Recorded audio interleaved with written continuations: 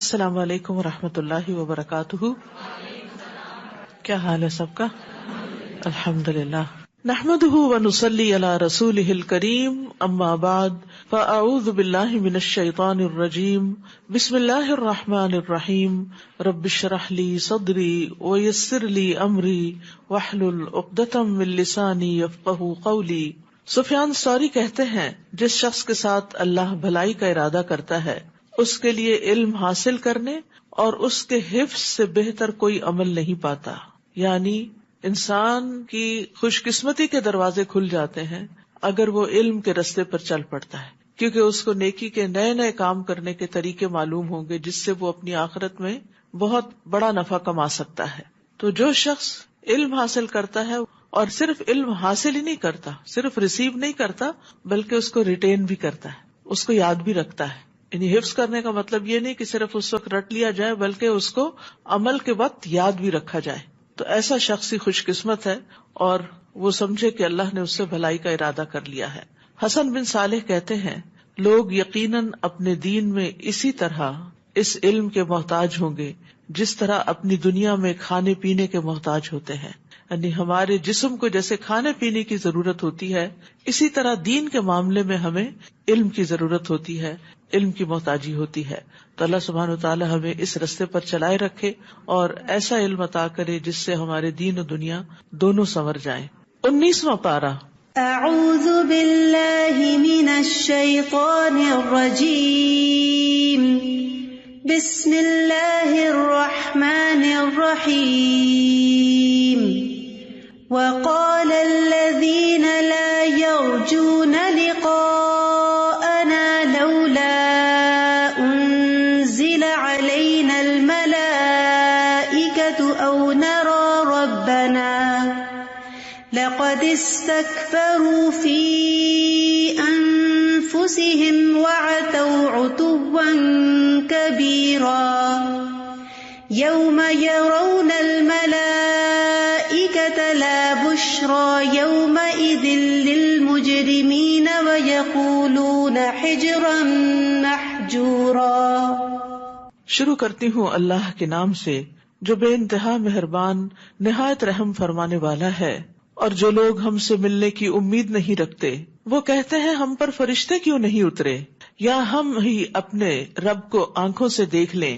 یہ اپنے دل میں بہت بڑے بن بیٹھے ہیں اور بہت بڑی سرکشی میں مبتلا ہو چکے ہیں. تو وہ لوگ جنہوں نے رسول اللہ صلی اللہ علیہ وسلم کی تکذیب کی، آپ کو جھٹلایا، جنہوں نے اللہ تعالیٰ کے وعدے اور وعید کو جھٹلایا، جن کے دل میں نہ آخرت کا خوف ہے، نہ خالق کا خوف اور نہ خالق سے ملاقات کی کوئی امید ہے، انہوں نے اس طرح کی باتیں کی کہ ہمارے اوپر فرشتے کیوں نہ اترے، ہمارے سامنے آتے اور ہمیں یہ بتاتے کہ یہ اللہ کے رسول ہیں، یا وہ ہمیں بتاتے کہ کوئی رب بھی ہے اور آخرت بھی ہے، اور پھر یہ کہ رسول کی صداقت کی گواہی دیتے اور کہتے کہ تم رسول کی اتباع کرو. تو یہ بات انہوں نے کسی واقعی حقیقی ضرورت کے تحت نہیں کی، بلکہ اس کا سبب صرف تکبر اور سرکشی ہے، کیونکہ انہوں نے اپنے دل میں اپنے آپ کو بہت بڑا سمجھ رکھا ہے. یعنی انسان جب خود کو بڑی چیز سمجھتا ہے تو پھر وہ دوسرے سے بڑی بڑی ایکسپیکٹیشنز بھی رکھتا ہے اور مطالبے بھی کرتا ہے. تو یہاں پر اللہ سبحانہ وتعالیٰ فرماتے ہیں کہ انہوں نے بہت بڑی سرکشی کی اور اسی وجہ سے وہ حق بات سننے کو تیار نہیں. یوم یرون الملائکۃ لا بشری یومئذ للمجرمین. جس دن یہ فرشتوں کو دیکھیں گے وہ دن ایسے مجرموں کے لیے کوئی خوشی کا دن نہ ہوگا. وہ پکار اٹھیں گے کہ ہم تو تم سے پناہ مانگتے ہیں. سب سے پہلا کون سا دن ہوگا جس میں انسان فرشتوں کو دیکھیں گے؟ موت کا. جب موت کا وقت آتا ہے تو جان لینے والے فرشتے تا حد نگاہ آ کر اس کے پاس بیٹھ جاتے ہیں. پھر ملک الموت آتے ہیں اور اس کی روح نکال کر ان فرشتوں کو دے دیتے ہیں، جو پھر نیک ہو تو اچھے کفن میں روح کو لپیٹتے ہیں اور برے انسان کے لیے گندے غلیظ کفن میں لپیٹ کر، ٹاٹ میں لپیٹ کر اس کو اوپر لے جاتے ہیں. دوسرا کون سا موقع ہے جب انسان فرشتوں کو دیکھیں گے؟ قبر میں دیکھیں گے، منکر نکیر کی شکل میں دیکھیں گے. اور تیسرا موقع کون سا ہے؟ یوم حشر، میدان حشر میں دیکھیں گے. تو ان تینوں مواقع پر دو طرح کے فرشتے ہیں. نیک لوگوں کے لیے اچھے خوبصورت شکل والے خوشخبری دینے والے فرشتے ہیں، اور برے لوگوں کے لیے، مجرم لوگوں کے لیے عذاب کی وعید سنانے والے اور ان کی پٹائی کرنے والے فرشتے ہیں. کیونکہ مجرم لوگوں کی جب روح نکالی جاتی ہے تو فرشتے آ کر ان کو باقاعدہ ان کے چہروں پہ، ان کی پیٹھوں پہ مارتے ہیں، اور اسی طرح منکر نکیر بھی ان کو پھر ماریں گے، اور قیامت کے دن بھی ان کی سخت شامت آئے گی. تو اس لیے انسان کو صرف یہ نہیں سمجھنا چاہیے کہ فرشتے جو ہیں وہ آئے تو یہ بہت خوشی کا دن ہوگا. نہیں، جس دن یہ لوگ فرشتوں کو دیکھیں گے وہ دن ایسے مجرموں کے لیے کوئی خوشی کا دن نہ ہوگا، اور وہ پکار اٹھیں گے کہ ہم تو تم سے پناہ مانگتے ہیں. اب ہم فرشتے نہیں دیکھنا چاہتے، ابھی کیا کر رہے ہیں؟ فرشتوں کا مطالبہ کر رہے ہیں. اور اس دن کیا کہیں گے؟ کاش ہمیں فرشتے نظر نہ آئے، کیونکہ وہ ایسی خوفناک شکلوں میں ہوں گے کہ ان کی روح فنا ہو جائے گی، اور وہ سمجھ لیں گے کہ اب بچنے کا کوئی راستہ نہیں، کیونکہ وہ ان کے ہاتھوں پوری طرح قید ہو جائیں گے. جان نکالنے والے فرشتے بھی اس وقت تک نہیں ٹلیں گے جب تک کہ جان لے نہ لیں، اور اسی طرح قبر کے حساب کتاب کے وقت اور آخرت میں بھی. اور جو کچھ انہوں نے کیا دھرا ہوگا ہم ادھر توجہ کریں گے تو اسے اڑتا ہوا غبار بنا دیں گے. یعنی مجرموں کے جو اچھے کام تھے دنیا میں وہ بھی قبولیت کے شرف سے محروم ہو جائیں گے. یعنی وہ کام ہوں گے کہ جو انہوں نے بظاہر کسی کی مدد کی ہوگی یا شہرت کے لیے کوئی اچھے اچھے کام کیے ہوں گے، لیکن چونکہ وہ کام اللہ کے لیے نہیں کیے ہوں گے، اللہ پر ایمان کے بغیر کیے ہوں گے، اس لیے ان کاموں سے ان کو کوئی فائدہ نہ ہوگا. اسی طرح کچھ اور لوگوں کے اعمال بھی غبار بن کے رہ جائیں گے. وہ کون لوگ ہیں؟ نبی صلی اللہ علیہ وسلم نے فرمایا، میں اپنی امت کے ان لوگوں کو جانتا ہوں جو قیامت کے دن سفید تہامہ پہاڑوں کی مثل ڈھیروں نیکیاں لے کر آئیں گے، لیکن اللہ ان کی نیکیوں کو فضا میں پھیلے ہوئے غبار کے باریک ذروں کی طرح کر دے گا. یعنی وہ چھوٹے چھوٹے دھوپ کی اگر ایک روشنی کی کرن آ رہی ہو نا تو اس میں آپ خاکی ذرات دیکھ سکتے ہیں، تو ان کے اعمال اتنے باریک ذروں میں اڑا دیے جائیں گے. یہ کون لوگ ہوں گے؟ کیا یہ کوئی کافر یا منافق یا مشرک یا مجرم ہوں گے؟ نہیں، بے شک وہ تمہارے ہی بھائی ہوں گے، تمہاری ہی نسل سے ہوں گے، رات کو تمہاری طرح قیام کریں گے، یعنی تراویح وغیرہ بھی پڑھیں گے، لیکن وہ تنہائیوں میں اللہ کے حرام کردہ امور کا ارتکاب کریں گے جن سے ان کو روکا گیا ہوگا. یعنی اکیلے میں وہ حرام کام کرتے ہوں گے. تب حرام کاموں کے اندر بہت ساری چیزیں آ جاتی ہیں، جس میں فحش کام بھی آ جاتے ہیں، زنا آ جاتا ہے، اسکرین کے اوپر غلط چیزیں سننا دیکھنا، یہ چیزیں بھی آتی ہیں. اسی طرح چپ کے غیبت کرنا، یا اور اسی طرح کے جن چیزوں کو بھی اللہ نے حرام قرار دیا ہے وہ ان کا ارتکاب کریں گے. تو ایک مومن جو ہوتا ہے وہ باطن اور ظاہر میں نیک ہوتا ہے، وہ تنہائی میں بھی اپنے رب سے ڈرتا ہے اور سب کے سامنے بھی اپنے رب سے ڈرتا ہے. وہ صرف ایک پبلک فگر نہیں ہوتا کہ اس نے لوگوں کے سامنے کوئی نیکی کے جھنڈے لہرائے ہوئے ہوں تو لوگ اس کو واہ واہ کریں. نہیں، وہ اپنی تنہائی میں بھی اللہ کے سامنے روتا ہے اور ڈرتا ہے، اور یہ انتہائی ضروری ہے، ورنہ انسان کے نیک اعمال بھی ضائع ہونے کا اندیشہ ہے. اصحاب الجنت یومئذ خیر مستقرا واحسن مقیلا. اس دن اہل جنت کا ٹھکانہ ہی یعنی جنت ہوگا، اور بہترین ٹھکانہ ہوگا اور بہترین قیلولہ کرنے کا مقام ہوگا. احسن مقیلا یعنی دوپہر کو آرام کرنے کا بہترین مقام ان کو ملے گا.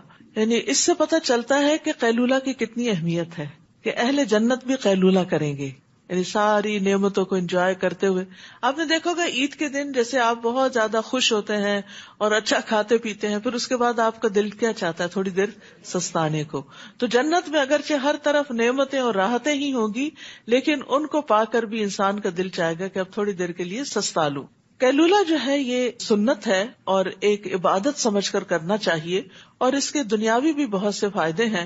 اور اگر انسان بالکل قیلولہ نہیں کرتا تو رسول اللہ صلی اللہ علیہ وسلم نے فرمایا قیلولہ کرو، بے شک شیاطین قیلولہ نہیں کرتے. اور قیلولہ کوئی 2 گھنٹے کی سلیپ نہیں ہوتی، بلکہ چند منٹ کے لیے بھی آنکھیں بند کر کے خاموش ہو کے اپنے آپ کو شٹ ڈاؤن کر لینا چاہیے. انس رضی اللہ عنہ کہتے ہیں کہ ام سلیم نبی صلی اللہ علیہ وسلم کے لیے چمڑے کا فرش بچھا دیتی تھی، یعنی بیڈ سا بنا دیتی تھی، اور آپ ان کے ہاں اسی چمڑے کے فرش پر قیلولہ کرتے تھے. حضرت عمر سے روایت ہے، وہ کہتے ہیں کہ ابن مسعود کے دروازے پر کبھی کبھار قریش کے مرد بیٹھا کرتے تھے. جب سایہ ڈھل جاتا تو ابن مسعود کہتے اٹھ جاؤ، اب جو قیلولہ کرنے سے باقی رہ گیا وہ شیطان کا حصہ ہے. اس کے بعد وہ جس آدمی کے پاس بھی گزرتے اس کو کام سے اٹھا دیتے تھے کہ اٹھو اور قیلولہ کرو، یعنی اتنا اپنے لیے اہم قرار دیتے. اسحاق بن عبداللہ کہتے ہیں قیلولہ کرنا نیک لوگوں کے عمل سے ہے، یہ دل کو مضبوط کرنے والا ہے اور رات کے قیام پر قوت دینے والا ہے. یعنی قیلولہ سے رات کا قیام آسان ہو جاتا ہے. اس دن آسمان کو چیرتے ہوئے ایک بادل نمودار ہوگا اور فرشتوں کے پرے اتار دیے جائیں گے. اس دن حقیقی بادشاہی رحمان کی ہوگی اور یہ دن کافروں کے لیے بڑا سخت ہوگا. اس دن ظالم اپنے ہاتھوں کو کاٹے گا اور کہے گا کاش میں نے رسول کے ساتھ ہی اپنی روش اختیار کی ہوتی، رسول کے ساتھ ہی اپنا راستہ بنایا ہوتا.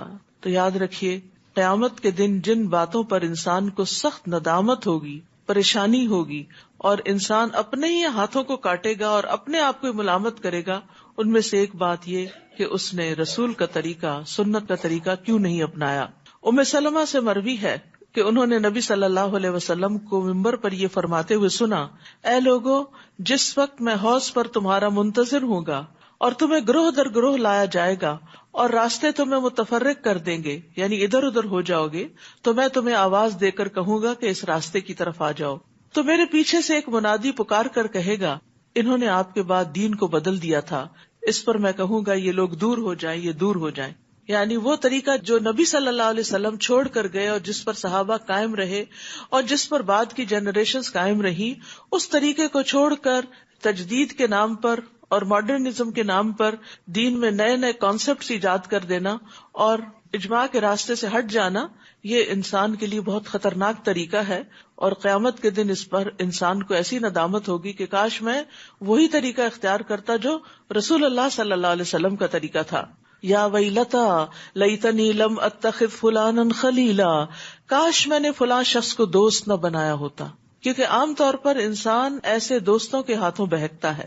وہ کسی خاص راستے پہ چلتے ہیں اور پھر جو ان کے قریبی یا لائک مائنڈیڈ لوگ ہوتے ہیں ان کو بھی اپنی طرف گھسیٹتے ہیں یا گھسیٹنے کی کوشش کرتے ہیں. تو اس وقت انسان اس بات کے لیے تو اپنے آپ کو ملامت کرے گا ہی کہ اس نے رسول کا راستہ کیوں نہ اختیار کیا، ساتھ ہی وہ اپنے اس دوست کو بھی برا بھلا کہے گا جس نے اس کو اصل راستے سے ہٹا کر گمراہی کے راستے پہ ڈال دیا. اس نے تو میرے پاس نصیحت آ جانے کے بعد مجھے بہکا دیا. اور شیطان تو انسان کو مصیبت پڑنے پر چھوڑ جانے والا ہے. ہم سب کو محتاط ہونا چاہیے کہ ہماری دوستی کن لوگوں سے ہے، کیونکہ نبی صلی اللہ علیہ وسلم نے فرمایا انسان اپنے دوست کے دین پر ہوتا ہے. اس لیے تم میں سے ہر ایک کو غور کر لینا چاہیے کہ وہ کسے اپنا دوست بنا رہا ہے، یعنی کس سے اس کا قلبی تعلق ہے، کس سے اس کے زیادہ تر انٹریکشن رہتا ہے. کیونکہ اس طرح انسان دوسرے سے انفلوئنس ہو جاتا ہے. اگر دوست اچھا ہو تو نیکی کی چیزوں میں انفلوئنس ہوتا ہے، اور اگر دوست اچھا نہ ہو تو پھر انسان نیکی کے راستے کو چھوڑ بھی سکتا ہے.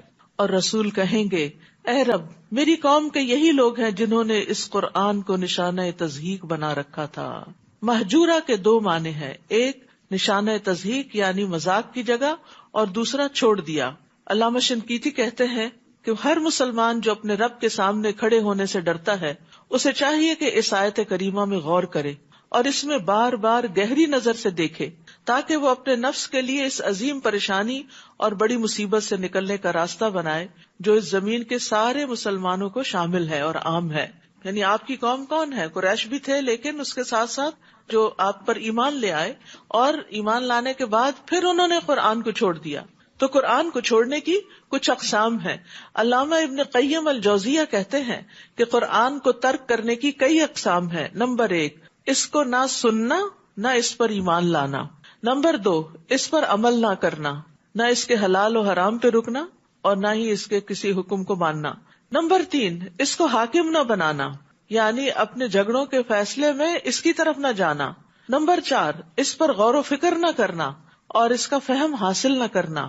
نمبر 5، اس کے ذریعے علاج نہ کرنا، کیونکہ قرآن جو ہے دل کے تمام امراض اور بیماریوں میں انسان کو شفا عطا کرتا ہے، کیونکہ وہ شفاء لما فی الصدور کے لفظ آتے ہیں قرآن مجید میں. اور کسی اور سے اپنی بیماری کا علاج طلب کرنا اور اس کے ساتھ علاج نہ کرنا، یعنی اور گولیاں وغیرہ کھاتے رہنا لیکن دم نہ کرنا اس سے، تو یہ بھی اس کو چھوڑنا ہے. یہ سب اللہ کے اس قول میں داخل ہے، وقال الرسول یا رب ان قوم اتخذوا هذا القرآن مہجورا. اسی طرح اے نبی ہم نے مجرموں کو ہر نبی کا دشمن بنایا ہے اور آپ کا رب رہنمائی کرنے اور مدد دینے کو کافی ہے. اور کافر یہ بھی کہتے ہیں کہ یہ سارا قرآن یک بارگی ہی رسول پر کیوں نہ اتار دیا گیا.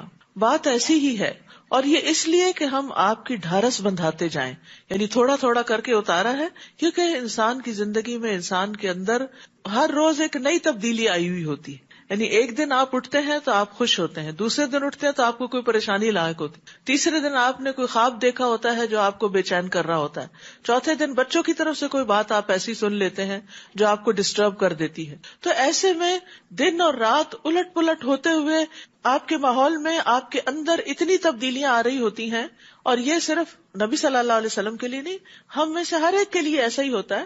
اور آپ کا تو ظاہر مقام بہت بڑا تھا اور آپ کے تو حالات بہت سنگین تھے جو مخالفت وغیرہ تھی، تو اللہ سبحانہ تعالیٰ چاہتے تو ایک ہی دفعہ ایک ہی جلد میں قرآن نیچے اتار دیتے، لیکن تھوڑا تھوڑا کر کے دیا تاکہ آپ کے دل کو تسلی ہو. اور آپ نے محسوس کیا ہوگا جو لوگ قرآن کی کلاسز وغیرہ اٹینڈ کرتے ہیں وہ اکثر یہ کہتے ہوئے سنائی دیتے ہیں کہ ہمارے دل میں ایک سوال آیا، ہمارے ذہن میں کوئی پریشانی آئی، اور جب ہم قرآن کی مجلس میں آ کے بیٹھے تو ہمیں اس کا جواب مل گیا. تو یہ ہر روز تھوڑا تھوڑا پڑھنے کا فائدہ ہوتا ہے.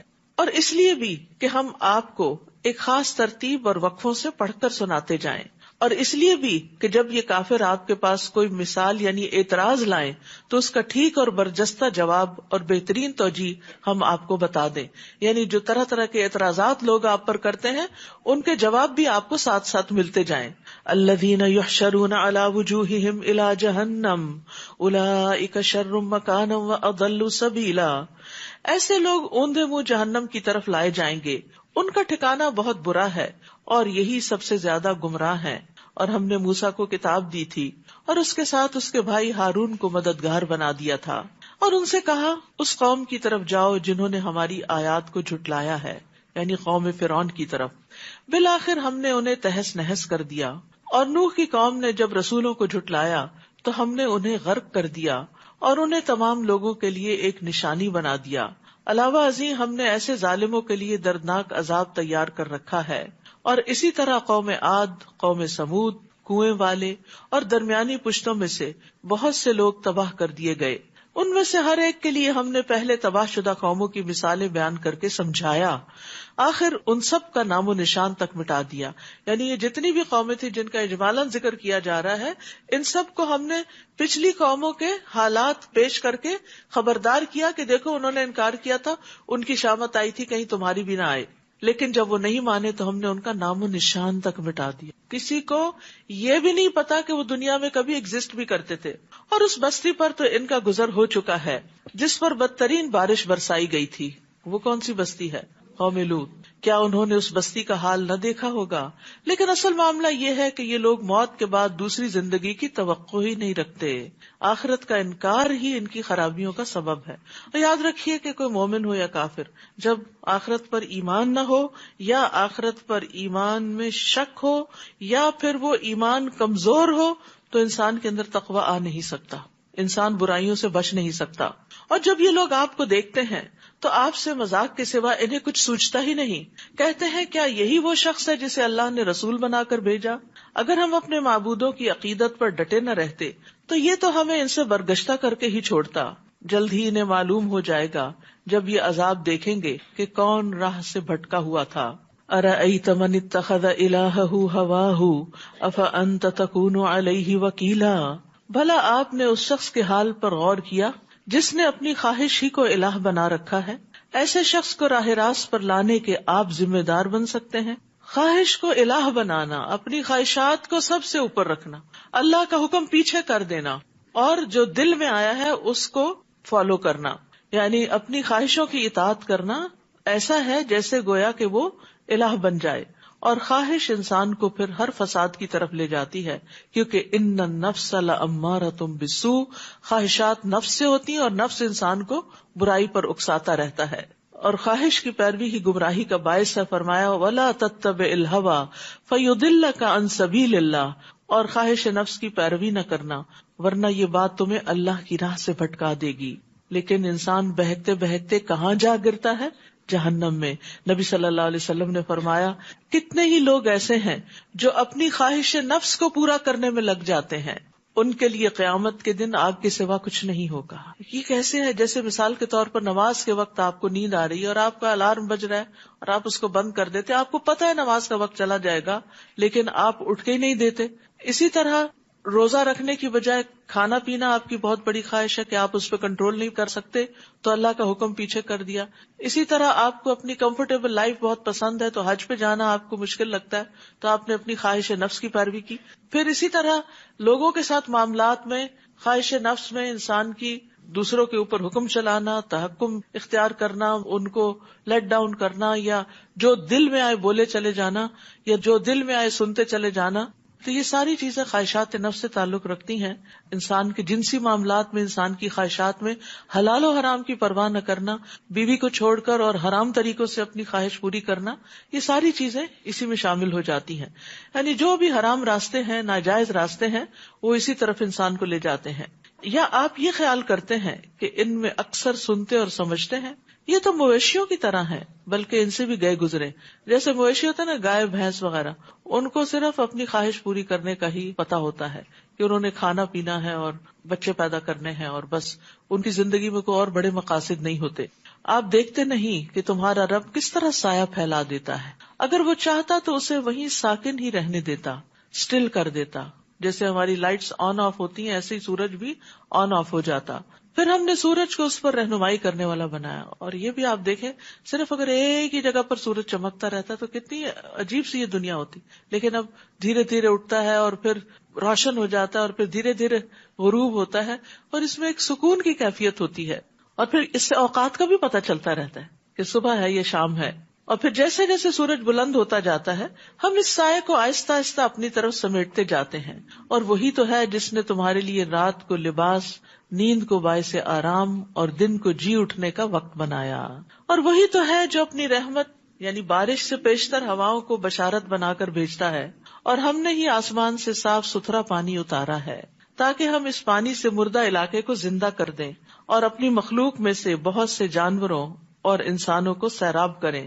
ہم نے یہ بات مختلف طریقوں سے ان کے سامنے بیان کی ہے تاکہ وہ کچھ سبق حاصل کریں، لیکن اکثر لوگ کفر کے سوا کوئی اور بات تسلیم ہی نہیں کرتے. اور اگر ہم چاہتے تو ہر بستی میں ایک ڈرانے والا پیغمبر بھیج دیتے. طائف میں الگ ہوتا، مکہ میں الگ، مدینہ میں الگ، لیکن اللہ کا یہ طریقہ نہیں. اللہ کو معلوم ہے کہ ایک ہی نبی سب کے لیے کافی ہے. فلا تطع الکافرین وجاہدہم بہ جہادا کبیرا، لہٰذا آپ ان کافروں کی بات نہ مانیے اور اس قرآن کے ساتھ ان کے ساتھ زبردست جہاد کیجیے. یعنی قرآن کو لے کر ان کے ساتھ جہاد کیجیے، مطلب یہ ہے کہ اس کی تعلیم کو عام کیجیے، اس کے پیغام کو عام کیجیے اور زیادہ سے زیادہ لوگوں کو کفر اور شرک سے بچائیے. تو اس میں قرآن کو وسیع پیمانے پر پھیلانے اور لوگوں تک لے جانے میں جو محنت ہے اس کو جہاد کا نام دیا گیا، کیونکہ یہ مکی صورت ہے اور مکہ میں کوئی قتال نازل نہیں ہوا تھا، یعنی جنگ کا حکم نہیں آیا تھا، بلکہ زیادہ سے زیادہ لوگوں کو میسج کنوے کیا جا رہا تھا. اور وہی تو ہے جس نے دو سمندروں کو ملا رکھا ہے، جن میں سے ایک کا پانی لذیذ اور شیریں ہے اور دوسرے کا کھاری کڑوا ہے، پھر ان کے درمیان ایک پردہ اور سخت روک کھڑی کر دی ہے. اور وہی ہے جس نے پانی یعنی نطفے سے انسان کو پیدا کیا، پھر میاں بیوی سے نسب اور سسرال کا سلسلہ چلایا، اور آپ کا رب بڑی ہی قدرت والا ہے. یہ لوگ اللہ کو چھوڑ کر ایسی چیزوں کو پوجتے ہیں جو نہ انہیں کچھ فائدہ پہنچا سکتی ہیں اور نہ نقصان، اور کافر اپنے رب کے مقابلے پر ہر باغی کا مددگار بنا ہوا ہے. اور اے نبی، ہم نے تو بس آپ کو خوشخبری دینے والا اور ڈرانے والا ہی بنا کر بھیجا ہے. آپ ان سے کہیے کہ میں اس تبلیغ پر تم سے کوئی اجرت نہیں مانگتا، میری اجرت بس یہی ہے کہ جس کا جی چاہے اپنے رب کا راستہ اختیار کر لے اور اس ذات پر توکل کیجیے جو ہمیشہ سے زندہ ہے اور اسے کبھی موت نہیں آئے گی. اس کی حمد کے ساتھ اس کی تسبیح کیجیے، وہ اپنے بندوں کے گناہوں سے کافی خبردار ہے، یعنی اپنے بندوں کے بارے میں خوب جانتا ہے کہ وہ کیا کیا گناہ کرتے ہیں. استغفر اللہ. اس لیے انسان لوگوں سے ڈرے تو فائدہ کوئی نہیں، لوگوں سے چھپ کے گناہ کرے تو فائدہ نہیں، کیونکہ گناہ کا اصل نقصان جہاں ہے یا جس کی طرف سے گناہ پہ سزا ملنے والی وہ تو ہر جگہ ہی دیکھ رہا ہے. لوگ دیکھ رہے ہوں یا نہ دیکھ رہے ہوں، وہ ہر جگہ دیکھ رہا ہے. تو اس لیے چھپ کے بھی گناہ کرنے کا فائدہ نہیں، کیونکہ وہ بھی اللہ کی نظر میں ہے. کون ہے اللہ؟ الذی خلق السماوات والارض، جس نے آسمانوں اور زمین اور جو کچھ ان کے درمیان ہے سب کچھ 6 دنوں میں پیدا کیا، پھر وہ عرش پر مستوی ہوا، وہی رحمان ہے، اس کا حال کسی باخبر سے پوچھ لیجئے. یعنی جو رحمان کی معرفت رکھتا ہے، رحمان کو پہچانتا ہے، اس سے معلوم کیجئے کہ رحمان کون ہے اور اس کی رحمت کیا ہے. اور جب انہیں کہا جاتا ہے کہ رحمان کو سجدہ کرو تو کہتے ہیں رحمان کیا ہوتا ہے؟ کیا ہم اس کو سجدہ کریں جس کا تو ہمیں حکم دیتا ہے؟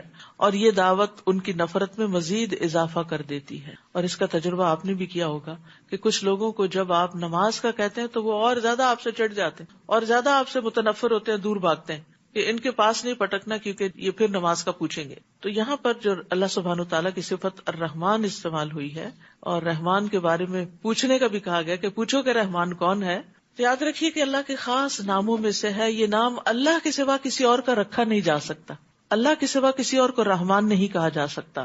اور یہ الرحمن اور الرحیم دونوں نام جو ہے یہ رحمت سے مشتق ہیں. اور رحمت کا لغوی معنی ہوتا ہے نرم دلی اور شفقت کرنا، مہربانی کا سلوک کرنا. اور رحمان میں رحیم سے زیادہ مبالغہ پایا جاتا ہے. اور اللہ کی رحمت نے ہر چیز کو گھیرا ہوا ہے. اللہ نے اپنی ذات پر رحمت کو لازم کر رکھا ہے.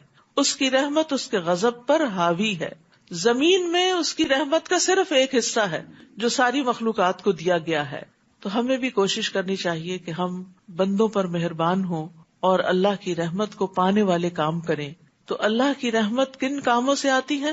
سب سے پہلے تو اللہ پر ایمان لانے سے، پھر اللہ اور اس کے رسول کی اطاعت سے، وَأَطِیعُوا اللَّهَ وَالرَّسُولَ لَعَلَّکُمْ تُرْحَمُونَ، پھر قرآن کی پیروی اور تقوی اختیار کرنے سے، نیک اعمال کرنے سے، جیسے نماز پڑھنا، اللہ کے راستے میں جہاد اور ہجرت کرنا، اللہ کا ذکر بلند کرنا اور دوسروں پر رحم کرنا.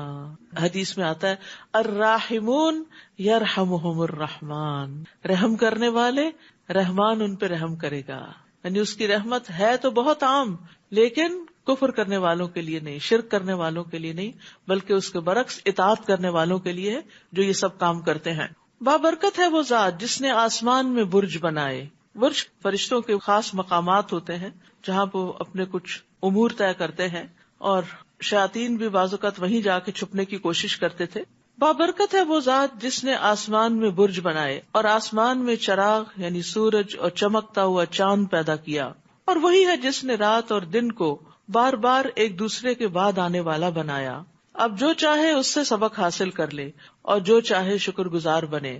رات اور دن ایک دوسرے کے پیچھے آتے جاتے ہیں. اللہ نے ان کو یاد دہانی کا ذریعہ بھی بنایا ہے. دن آتا ہے پھر رات آتی ہے تاکہ جو کام دن میں چھوٹ جائیں وہ رات کو کر لیں، جو رات میں چھوٹ جائیں وہ دن کو کر لیں.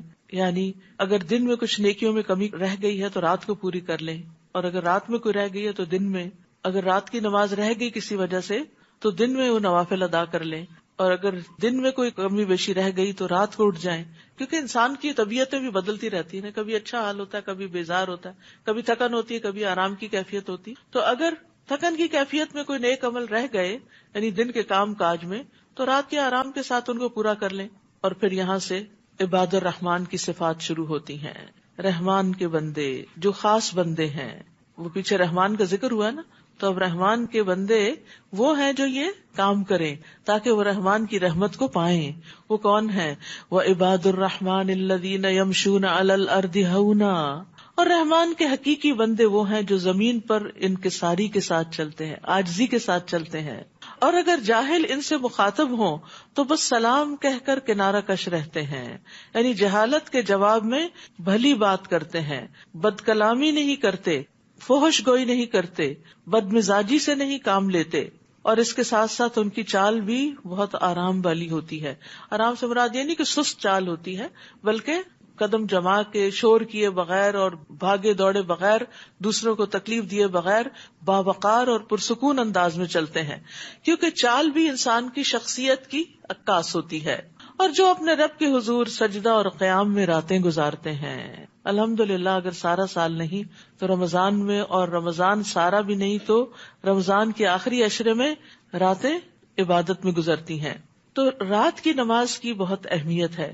نبی صلی اللہ علیہ وسلم نے فرمایا جس آدمی نے رات کے قیام میں 10 آیتیں تلاوت کی اس کے لیے اجر کا ڈھیر لکھا جاتا ہے، اور یہ ڈھیر دنیا اور جو کچھ اس میں اس سے بہتر ہے. رسول اللہ صلی اللہ علیہ وسلم نے یہ بھی فرمایا کہ فرض نماز کے بعد سب سے فضیلت والی نماز رات کی نماز ہے، یعنی تہجد کی نماز. نبی صلی اللہ علیہ وسلم نے یہ بھی فرمایا سلام پھیلاؤ، اچھی گفتگو کرو، صلہ رحمی کرو، اور راتوں کو جب لوگ سو رہے ہوں تو تم قیام کرو، تم سلامتی کے ساتھ جنت میں داخل ہو جاؤ گے.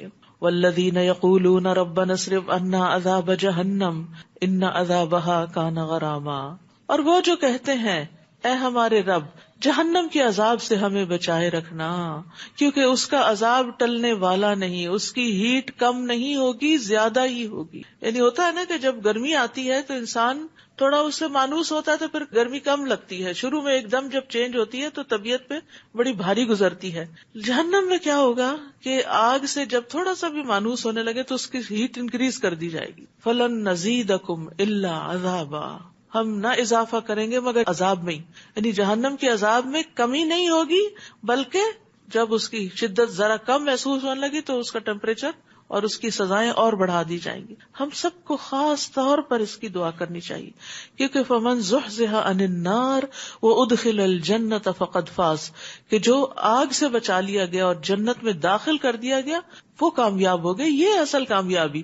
اور یہاں سے تو ہمیشہ کے گھر میں داخل ہونا ہے نا، یعنی ہمیشہ کی زندگی کو شروع ہونا ہے.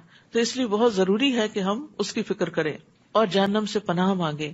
رسول اللہ صلی اللہ علیہ وسلم نے فرمایا اللہ سے جہنم کے عذاب کی پناہ مانگا کرو، یعنی اس سے بچنے کی.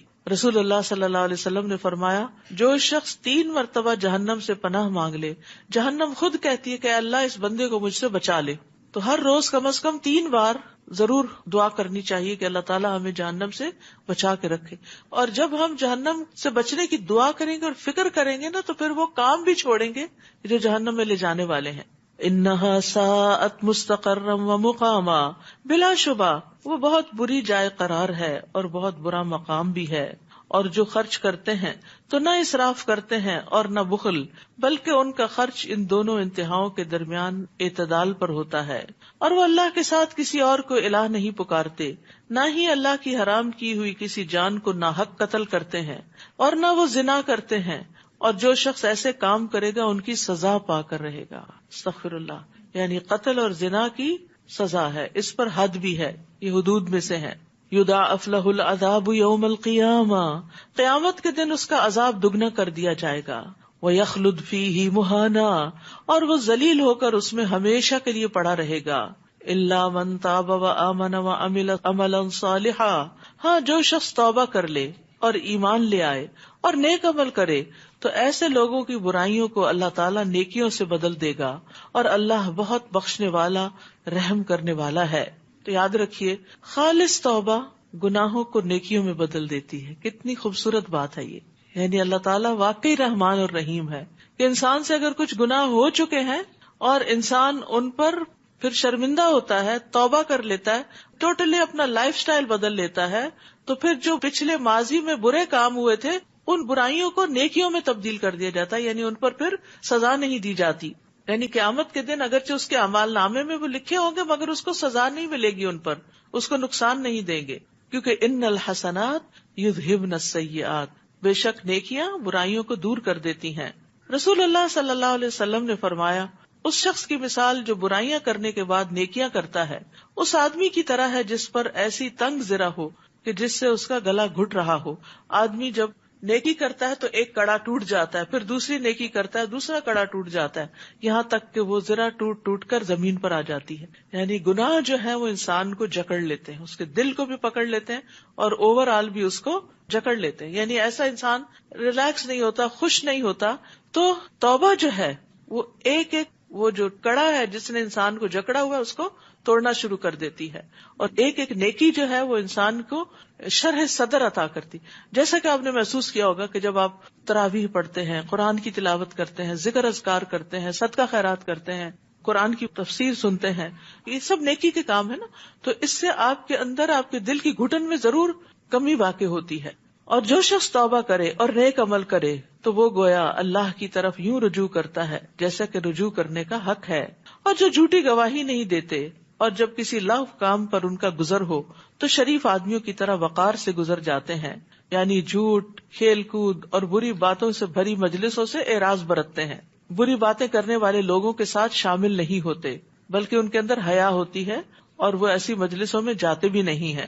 ابن قیم کہتے ہیں کہ اللہ سبحانہ وتعالیٰ نے عباد الرحمان کی اس بات پہ تعریف فرمائی ہے کہ وہ جھوٹی مجلسوں میں جانا چھوڑ دیتے ہیں، یعنی ایسے مجالس میں نہیں جاتے جہاں جھوٹ فریب کا کاروبار ہو یا دھوکہ دہی ہو یا پھر جھوٹی باتیں پھیلائی جا رہی ہو، ان جگہوں کو وہ چھوڑ دیتے ہیں۔ تو فرمایا تو اس کا کیا حال ہوگا جو جھوٹ بولے اور اس پر عمل کرے، پھر اس کی کیسی پکڑ ہوگی۔ جو شخص جھوٹ سے نہ بچے اس کا تو روزہ بھی قبول نہیں ہوتا۔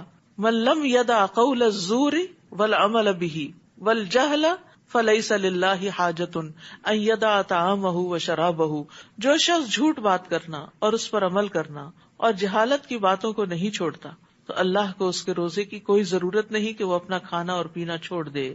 اور جب انہیں اپنے رب کی آیات سے نصیحت کی جاتی ہے تو ان پر اندھے اور بہرے ہو کر نہیں گرتے، بلکہ ان کا گہرا اثر قبول کرتے ہیں۔ رب کی آیات کو بس اندھوں بہروں کی طرح نہیں سنتے۔ بہرا وہ ہوتا نا جس کے کان کو آواز لگے بھی تو اس کو سنائی نہیں دیتا اور اندر نہیں کچھ بھی اترتا، سمجھ کچھ نہیں آتی کہ دوسرا کیا کہہ رہا ہے۔ تو اسی طرح قرآن کو بس صرف اس طرح سننا کہ کچھ سمجھ نہ آئے تو یہ بھی درست نہیں۔ اس کا یہ مطلب نہیں کہ قرآن سننا چھوڑ دے انسان، اس کا کیا مطلب ہے کہ قرآن کو سمجھنے کی کوشش کرے۔ اور وہ جو دعا کرتے ہیں ربنا هب لنا من ازواجنا وذرياتنا قرة اعین واجعلنا للمتقین اماما، اے ہمارے رب ہمیں اپنے ازواج اور اولاد کی طرف سے آنکھوں کی ٹھنڈک عطا کر اور ہمیں متقی لوگوں کا پیشوا بنا۔ قرضی کہتے ہیں مومن کی آنکھ کو اس بات سے بڑھ کر ٹھنڈا کرنے والی اور کوئی چیز نہیں کہ وہ اپنی بیوی اور اپنی اولاد کو اللہ کا مطیع فرما دیکھے۔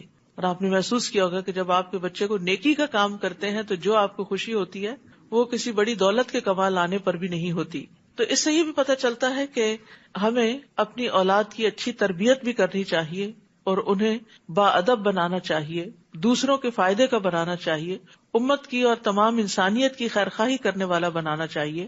اور اسی طرح یہاں پر یہ جو لفظ ازواج ہے نا، اس کا اطلاق شوہر کے لیے بھی ہوتا ہے، بیوی کے لیے بھی ہوتا ہے اور ساتھیوں کے لیے بھی ہوتا ہے جن کے ساتھ مل کے انسان کام کرتا ہے۔ ٹھیک ہے، یعنی ازواج جو ہے وہ صرف شوہر بیوی ہی نہیں ہوتے، بلکہ جن لوگوں کے ساتھ انسان مل کے نیکی کے کام کرتا ہے، اچھے اچھے کام کرتا ہے، جو ہمارے ساتھ رہتے ہیں، جن کے ساتھ ہمارے دن کا ایک بڑا حصہ گزرتا ہے، تو یا اللہ وہ ہمارے لیے فتنہ نہ ہو، وبال جان نہ ہو، بلکہ ہماری آنکھوں کی ٹھنڈک ہو۔ آپ دیکھیں جب اچھے لوگوں کے ساتھ مل کے ہم کام کرتے ہیں نا تو بھاری سے بھاری کام آسان ہو جاتا ہے۔ آپ دیکھیں کہ جو لوگ جاب کرتے ہیں، کام کرتے ہیں، دو طرح کے ہوتے ہیں۔ ایک وہ ہوتے ہیں جنہیں ہر روز صبح اٹھ کے بخار چڑھا ہوتا ہے کہ ہائے کام پہ جانا ہے۔ اس کی ایک بڑی وجہ کیا ہے؟ باس ایسا ہے کہ جو کبھی شرافت سے بات ہی نہیں کرتا، کبھی انسانوں جیسی بات ہی نہیں کرتا۔ کولیگز ایسے ہیں جو ہر وقت جڑیں کاٹنے کو تیار ہیں۔ لیکن کچھ جگہ ایسی ہوتی ہیں کہ جہاں انسان کام کرتا ہے تو رات کو سوتے ہوئے بھی مسکرا کے سوتا ہے کہ صبح پھر ہوگی اور پھر صبح جائیں گے اور پھر صبح اچھے اچھے کام کریں گے اور مل کے کام کریں گے۔ تو یہ بہت بڑی نعمت ہوتی۔ تو آج کے بعد جب یہ دعا مانگے نا تو اس میں صرف گھر والوں کی نہیں مانگے، اپنے طرح طرح کی غلط باتیں کر کے یا غیبت کر کے کسج کر کے کوئی نہ کوئی بری خبر سناتے رہتے ہیں آپ کو، کیونکہ ان کا اپنا دماغ خراب ہوتا ہے، خود نیگیٹو تھنکنگ ہوتی ہے، لہٰذا ہر ایک سے وہ لڑائی کر رہے ہوتے ہیں اور پھر اپنی لڑائیوں کی داستانیں آپ کو سناتے ہیں۔ تو ایسے لوگوں سے بھی پناہ مانگنی چاہیے کہ اللہ یا وہ ٹھیک ہو جائے یا پھر ہمیں ان سے نجات دے، کیونکہ انسان کا سارا دن خراب ہو جاتا ہے جب صبح صبح ہی انسان کے ایسے لوگوں سے واسطہ پڑے۔ بھاری بھاری کام آپ کے لیے آسان ہو جائیں گے۔ اور پھر اس میں یہ بھی ہے کہ وَجَعَلْنَا لِلْمُتَّقِينَ إِمَامًا، کہ اللہ جو ہمارے فالوورز ہوں، جن کی ہم امامت کریں، وہ بھی متقی ہوں، کیونکہ جس انسان کے فالوورز متقی ہوتے ہیں وہ بڑے یا پیچھے تو بڑی بڑی مسٹیکس کو چھوڑ دیتے ہیں۔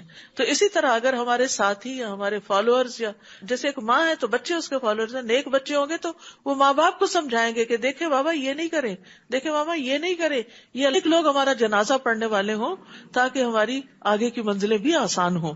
تو یہ انسان کی بہت بڑی خوش قسمتی اور اس کے لیے انسان کو دعائیں کرتے رہنا چاہیے۔ اور یہ دنیا میں بھی انسان کی آنکھیں ٹھنڈی کر کے ساتھ ان کا استقبال ہوگا جن میں وہ ہمیشہ رہیں گے۔ کیا ہی اچھی قرارگاہ ہے اور کتنی اچھی قیام گاہ۔ تو 11 صفات کا ذکر ہے یہاں، انکساری اور بردباری، تہجد پڑھنا، اللہ کا خوف رکھنا، فضول خرچی اور بخیلی چھوڑ دینا، شرک سے بچنا، زنا چھوڑ دینا، ناحق قتل نہ کرنا، توبہ کرنا، جھوٹ چھوڑ دینا، بدسلوکی کرنے والے سے درگزر کرنا، حق کی دعوت قبول کرنا، اس بات کا اظہار کرنا کہ وہ اللہ کی بارگاہ میں دعا کرنے کا محتاج ہے. اے نبی آپ لوگوں سے کہہ دیجئے کہ اگر تم اسے نہیں پکارتے تو میرے رب کو تمہاری کوئی پرواہ نہیں، تو تم حق کو جھٹلا چکے، اب جلد ہی ایسی سزا پاؤ گے جس سے جان چھڑانا محال ہوگی. سورۃ الشعراء. بسم اللہ الرحمن الرحیم. طاسیم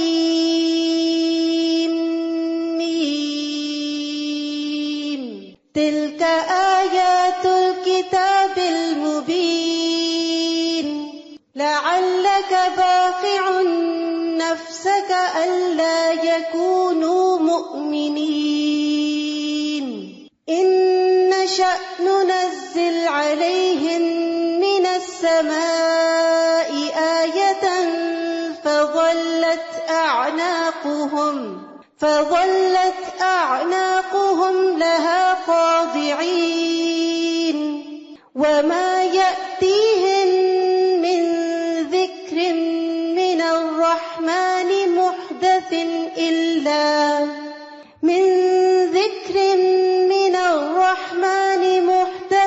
إلا كانوا عنه معرضين. شروع کرتی ہوں اللہ کے نام سے جو بے انتہا مہربان نہایت رحم فرمانے والا ہے. طاسیم میم، یہ وضاحت کرنے والی کتاب کی آیات ہیں. اے نبی اگر یہ لوگ ایمان نہیں لاتے تو اس غم میں شاید آپ اپنے آپ کو ہلاک ہی کر ڈالیں گے.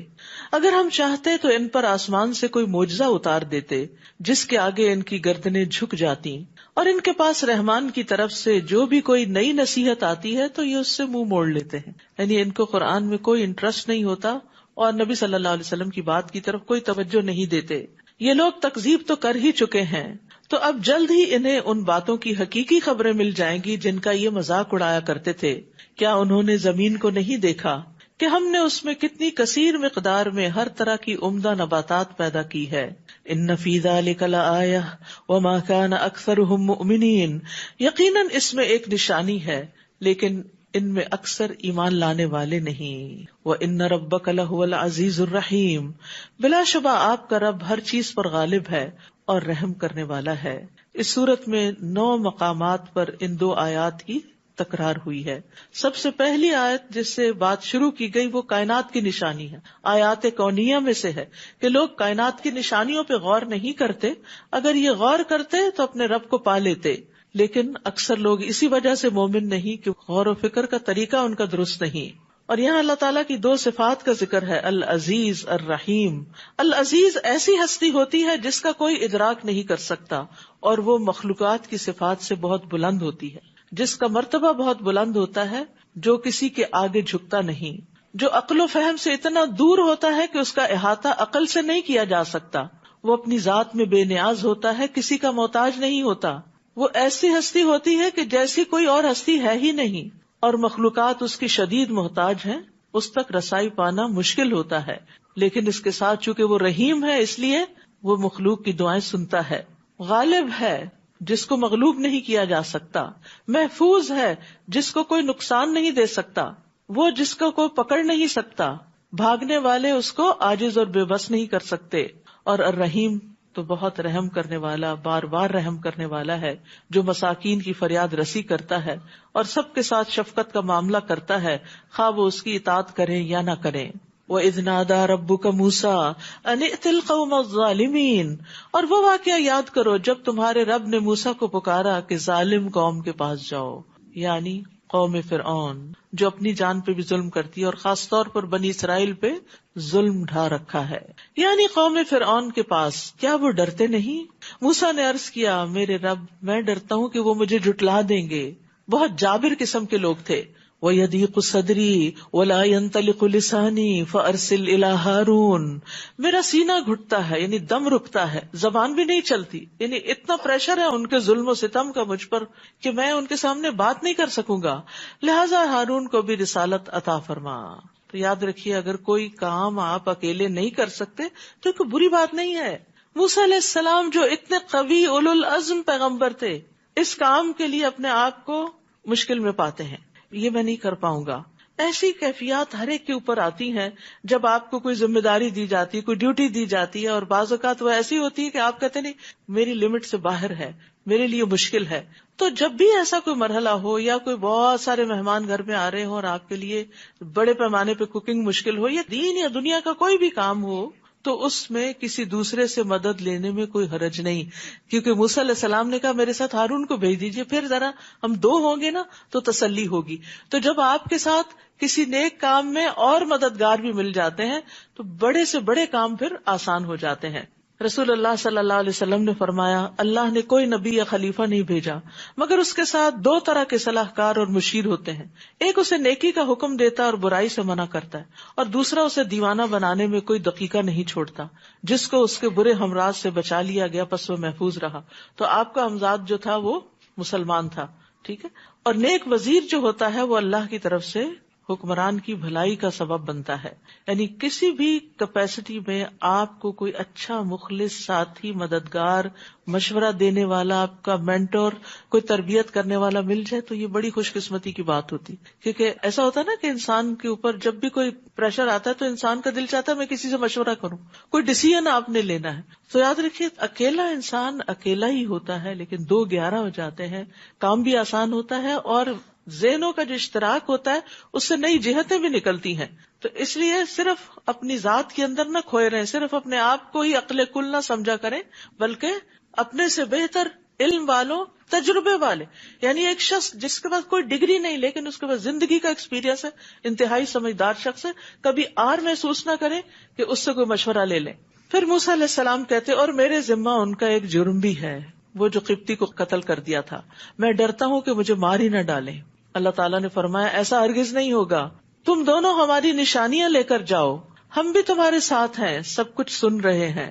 فرعون کے پاس جا کر اس سے کہو ہم رب العالمین کے رسول ہیں اور اس لیے آئے ہیں کہ تو بنی اسرائیل کو آزاد کر کے ہمارے ساتھ روانہ کر دے تاکہ ہم اپنے وطن واپس چلے جائیں.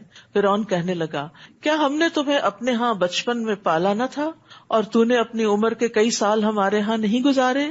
وَفَعَلْتَ فَعَلَتَكَ الَّتِي فَعَلْتَ وَأَنْتَ مِنَ الْكَافِرِينَ، نیز تو نے وہ کام کیا جو کر کے چلا گیا اور تو ہے ہی ناشکرا. یعنی ہم نے تو تجھ پہ بڑا احسان کیا تھا لیکن تم نے ہمارا ہی بندہ مار ڈالا. موسیٰ نے کہا وہ کام تو اس وقت مجھ سے بھول چوک سے ہو گیا تھا، یعنی میرا ارادہ نہیں تھا، وہ تو قتل خطا تھا، لہٰذا میں تمہارے خوف سے بھاگ گیا. اعتراف کر لیا. کتنا ریلیوڈ فیل ہوتا ہے جب اپنی غلطی کو مان لیتا ہے یا اپنے کیے ہوئے کام کو اکنالج کر لیتا ہے کہ ہاں یہ میرا ہی کام ہے، چاہے دوسرے کو پسند نہ بھی آ رہا ہو. پھر مجھے میرے رب نے حکمت عطا کی اور مجھے رسول بنایا، اور جو احسان تو مجھے پہ جتلا رہا ہے اس کی وجہ تو یہی تھی کہ تو نے بنی اسرائیل کو غلام بنا رکھا تھا، ورنہ میں تو اپنے ماں باپ کے گھر پلتا. تو اپنے جرم کو بھول کے صرف اپنی نیکی کا ذکر کرنا فرعونی رویہ ہے، اور دوسری طرف اپنی کمی بیشی، کمی کوتاہی کا اعتراف کر لینا یہ پیغمبرانہ رویہ ہے جیسے موسیٰ علیہ السلام کر رہے ہیں. تو 2 کیریکٹرز آپ کے سامنے ہیں. اب یہ ہم پر ہے کہ ہم کس راستے پہ چلتے ہیں. اور یاد رکھیے احسان جتلانا تو ویسے ہی ایک بہت برا فعل ہے. اللہ تعالیٰ قیامت کے دن 3 لوگوں سے بات نہیں کرے گا. ان میں سے ایک وہ ہے جو بہت زیادہ احسان جتاتا ہے، کہ جو بھی کوئی چیز دیتا ہے اس میں احسان ضرور جتاتا ہے. کوئی چھوٹی سی بھی نیکی آپ کے ساتھ کرے تو مینشن ضرور کرتا ہے، آپ کے سامنے دوبارہ کرے گا، کسی اور کے سامنے جا کے کرے گا. اسی طرح ایک اور روایت میں بھی آتا ہے 3 قسم کے افراد کی نہ فرضی عبادت قبول ہے نہ نفلی. نمبر 1 نافرمان و بد سلوک، نمبر 2 احسان جتلانے والا، نمبر 3 تقدیر کو جھٹلانے والا. اسی طرح آپ نے فرمایا کہ یہ لوگ جنت سے محروم ہیں. احسان جتلانے والا، ماں باپ کا نافرمان اور عادی شرابی یہ جنت میں نہیں جائیں گے. اللہ سبحانہ وتعالیٰ ہمیں ان ساری برائیوں سے محفوظ رکھے. فرعون کہنے لگا یہ رب العالمین کیا ہوتا ہے؟ موسیٰ نے کہا وہ جو آسمانوں، زمین اور جو کچھ ان کے درمیان ہے سب کا مالک ہے، اگر تمہیں کچھ یقین آ جائے. فرعون نے اپنے آس پاس والوں سے کہا کچھ سن رہے ہو نا، دیکھو کیا باتیں ہو رہی ہیں. موسیٰ نے کہا ہاں وہی تمہارا اور تمہارے آباء و اجداد کا رب ہے. موسیٰ علیہ السلام رکے ہی نہیں. انہیں اس سے نہیں غرض کہ وہ کیا تنقید کر رہے ہیں اور آگے سے سن رہے ہیں کہ نہیں، وہ اپنی بات مکمل کرتے ہیں. فرعون کہنے لگا یہ رسول جو تمہاری طرف بھیجا گیا ہے یہ تو دیوانہ ہے، موسیٰ نے کہا وہی مشرق اور مغرب اور جو کچھ ان کے درمیان ہے سب کا رب ہے، اگر تمہیں کچھ سمجھ آ سکے، اگر تمہیں کچھ سمجھ آ سکے۔ فرعون بولا دیکھو اگر تم نے میرے سوا کوئی اور الہ مانا تو میں تجھے قید میں ڈال دوں گا۔ موسیٰ نے کہا خواہ میں تیرے پاس کوئی واضح نشانی لے آؤں؟ فرعون کہنے لگا لاؤ وہ چیز اگر تم سچے ہو۔ چنانچہ موسیٰ نے اپنا عصا پھینکا تو وہ فوراً ہو بہو ایک اژدہا بن گیا۔ نیز موسیٰ نے اپنا ہاتھ بغل سے کھینچا تو وہ یکدم دیکھنے والوں کے سامنے چمک رہا تھا۔ فرعون نے اپنے آس پاس والوں سے کہا یہ تو یقیناً بڑا ماہر جادوگر ہے۔ کیسے جھٹلاتے ہیں لوگ۔ وہ چاہتا ہے کہ اپنے جادو کے زور سے تمہیں تمہارے ملک سے نکال دے۔ اب تم کیا مشورہ دیتے ہو؟ کتنا بڑا جھوٹ، کیونکہ موسیٰ علیہ السلام نے کہا تھا بنی اسرائیل کو بھیج دو، وہ بنی اسرائیل کو لینے آئے تھے اور فرعون الزام دے رہا ہے کہ یہ تمہیں یہاں سے نکالنا چاہتا ہے۔ وہ کہنے لگے اس کے اور اس کے بھائی کا معاملہ التوا میں ڈال دو اور شہروں میں ایسے آدمی بھیج دو جو ہر سیانے جادوگر کو اکٹھا کر کے آپ کے پاس لے آئیں۔ چنانچہ ایک معین دن کے ایک مقرر وقت پر تمام جادوگروں کو اکٹھا کیا گیا اور لوگوں سے پوچھا گیا کیا تم بھی اس اجتماع میں شامل ہوگے؟ اگر یہ جادوگر غالب رہے تو شاید ہمیں انہی کی بات ماننی پڑے۔ پھر جب جادوگر میدان میں آ گئے تو فرعون سے پوچھنے لگے کہ اگر ہم غالب رہے تو ہمیں کچھ صلہ بھی ملے گا؟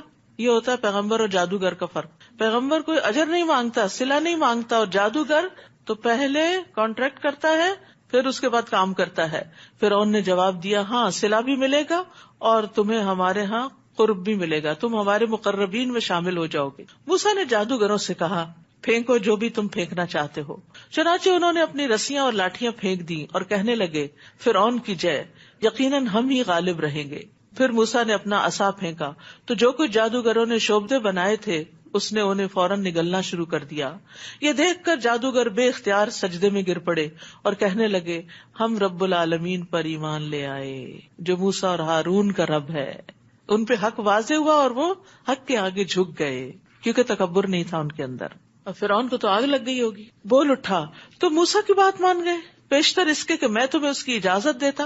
یقیناً یہ تمہارا بڑا استاد ہے جس نے تمہیں جادو سکھایا ہے۔ یعنی خود اپنی مرضی سے سارے ہرکارے بھیج کے جادوگر کٹھے کیے تھے، اپنے مطلب کے لوگ کٹھے کیے تھے، اب ان کو بھی بلیم کر دیا۔ یعنی جب کسی انسان کے پاس کوئی دلیل نہیں ہوتی نا تو اس کا یہ طریقہ ہوتا ہے وہ بلیم گیم کھیلنے لگتا ہے۔ یعنی مثلا کسی نے اگر کوئی کام نہیں کیا تو وہ یہ کہنے کے بجائے کہ مجھ سے بھول ہو گئی، دیر ہو گئی، سستی ہو گئی، غفلت ہو گئی، میرا قصور ہے، I was wrong, I am sorry, یہ کہنے کے بجائے دوسرے جس کا کام ہوتا ہے اس کے اندر کی کوئی غلطی نکال لیتا ہے، ہو نہ تو وہ ویسے جھوٹا الزام بھی لگا دیتا ہے کہ تمہاری وجہ سے یہ ہوا ہے۔ تو یہاں بھی یہی ہو رہا ہے کہ وہ موسیٰ علیہ السلام کو الزام دے رہے کہ یہ جادو بھی تم نے سکھایا، اس کا انجام تمہیں جلدی معلوم ہو جائے گا، میں تم سب کے ہاتھ اور پاؤں مخالف سمتوں میں کٹواؤں گا اور تم سب کو سولی چڑھا دوں گا۔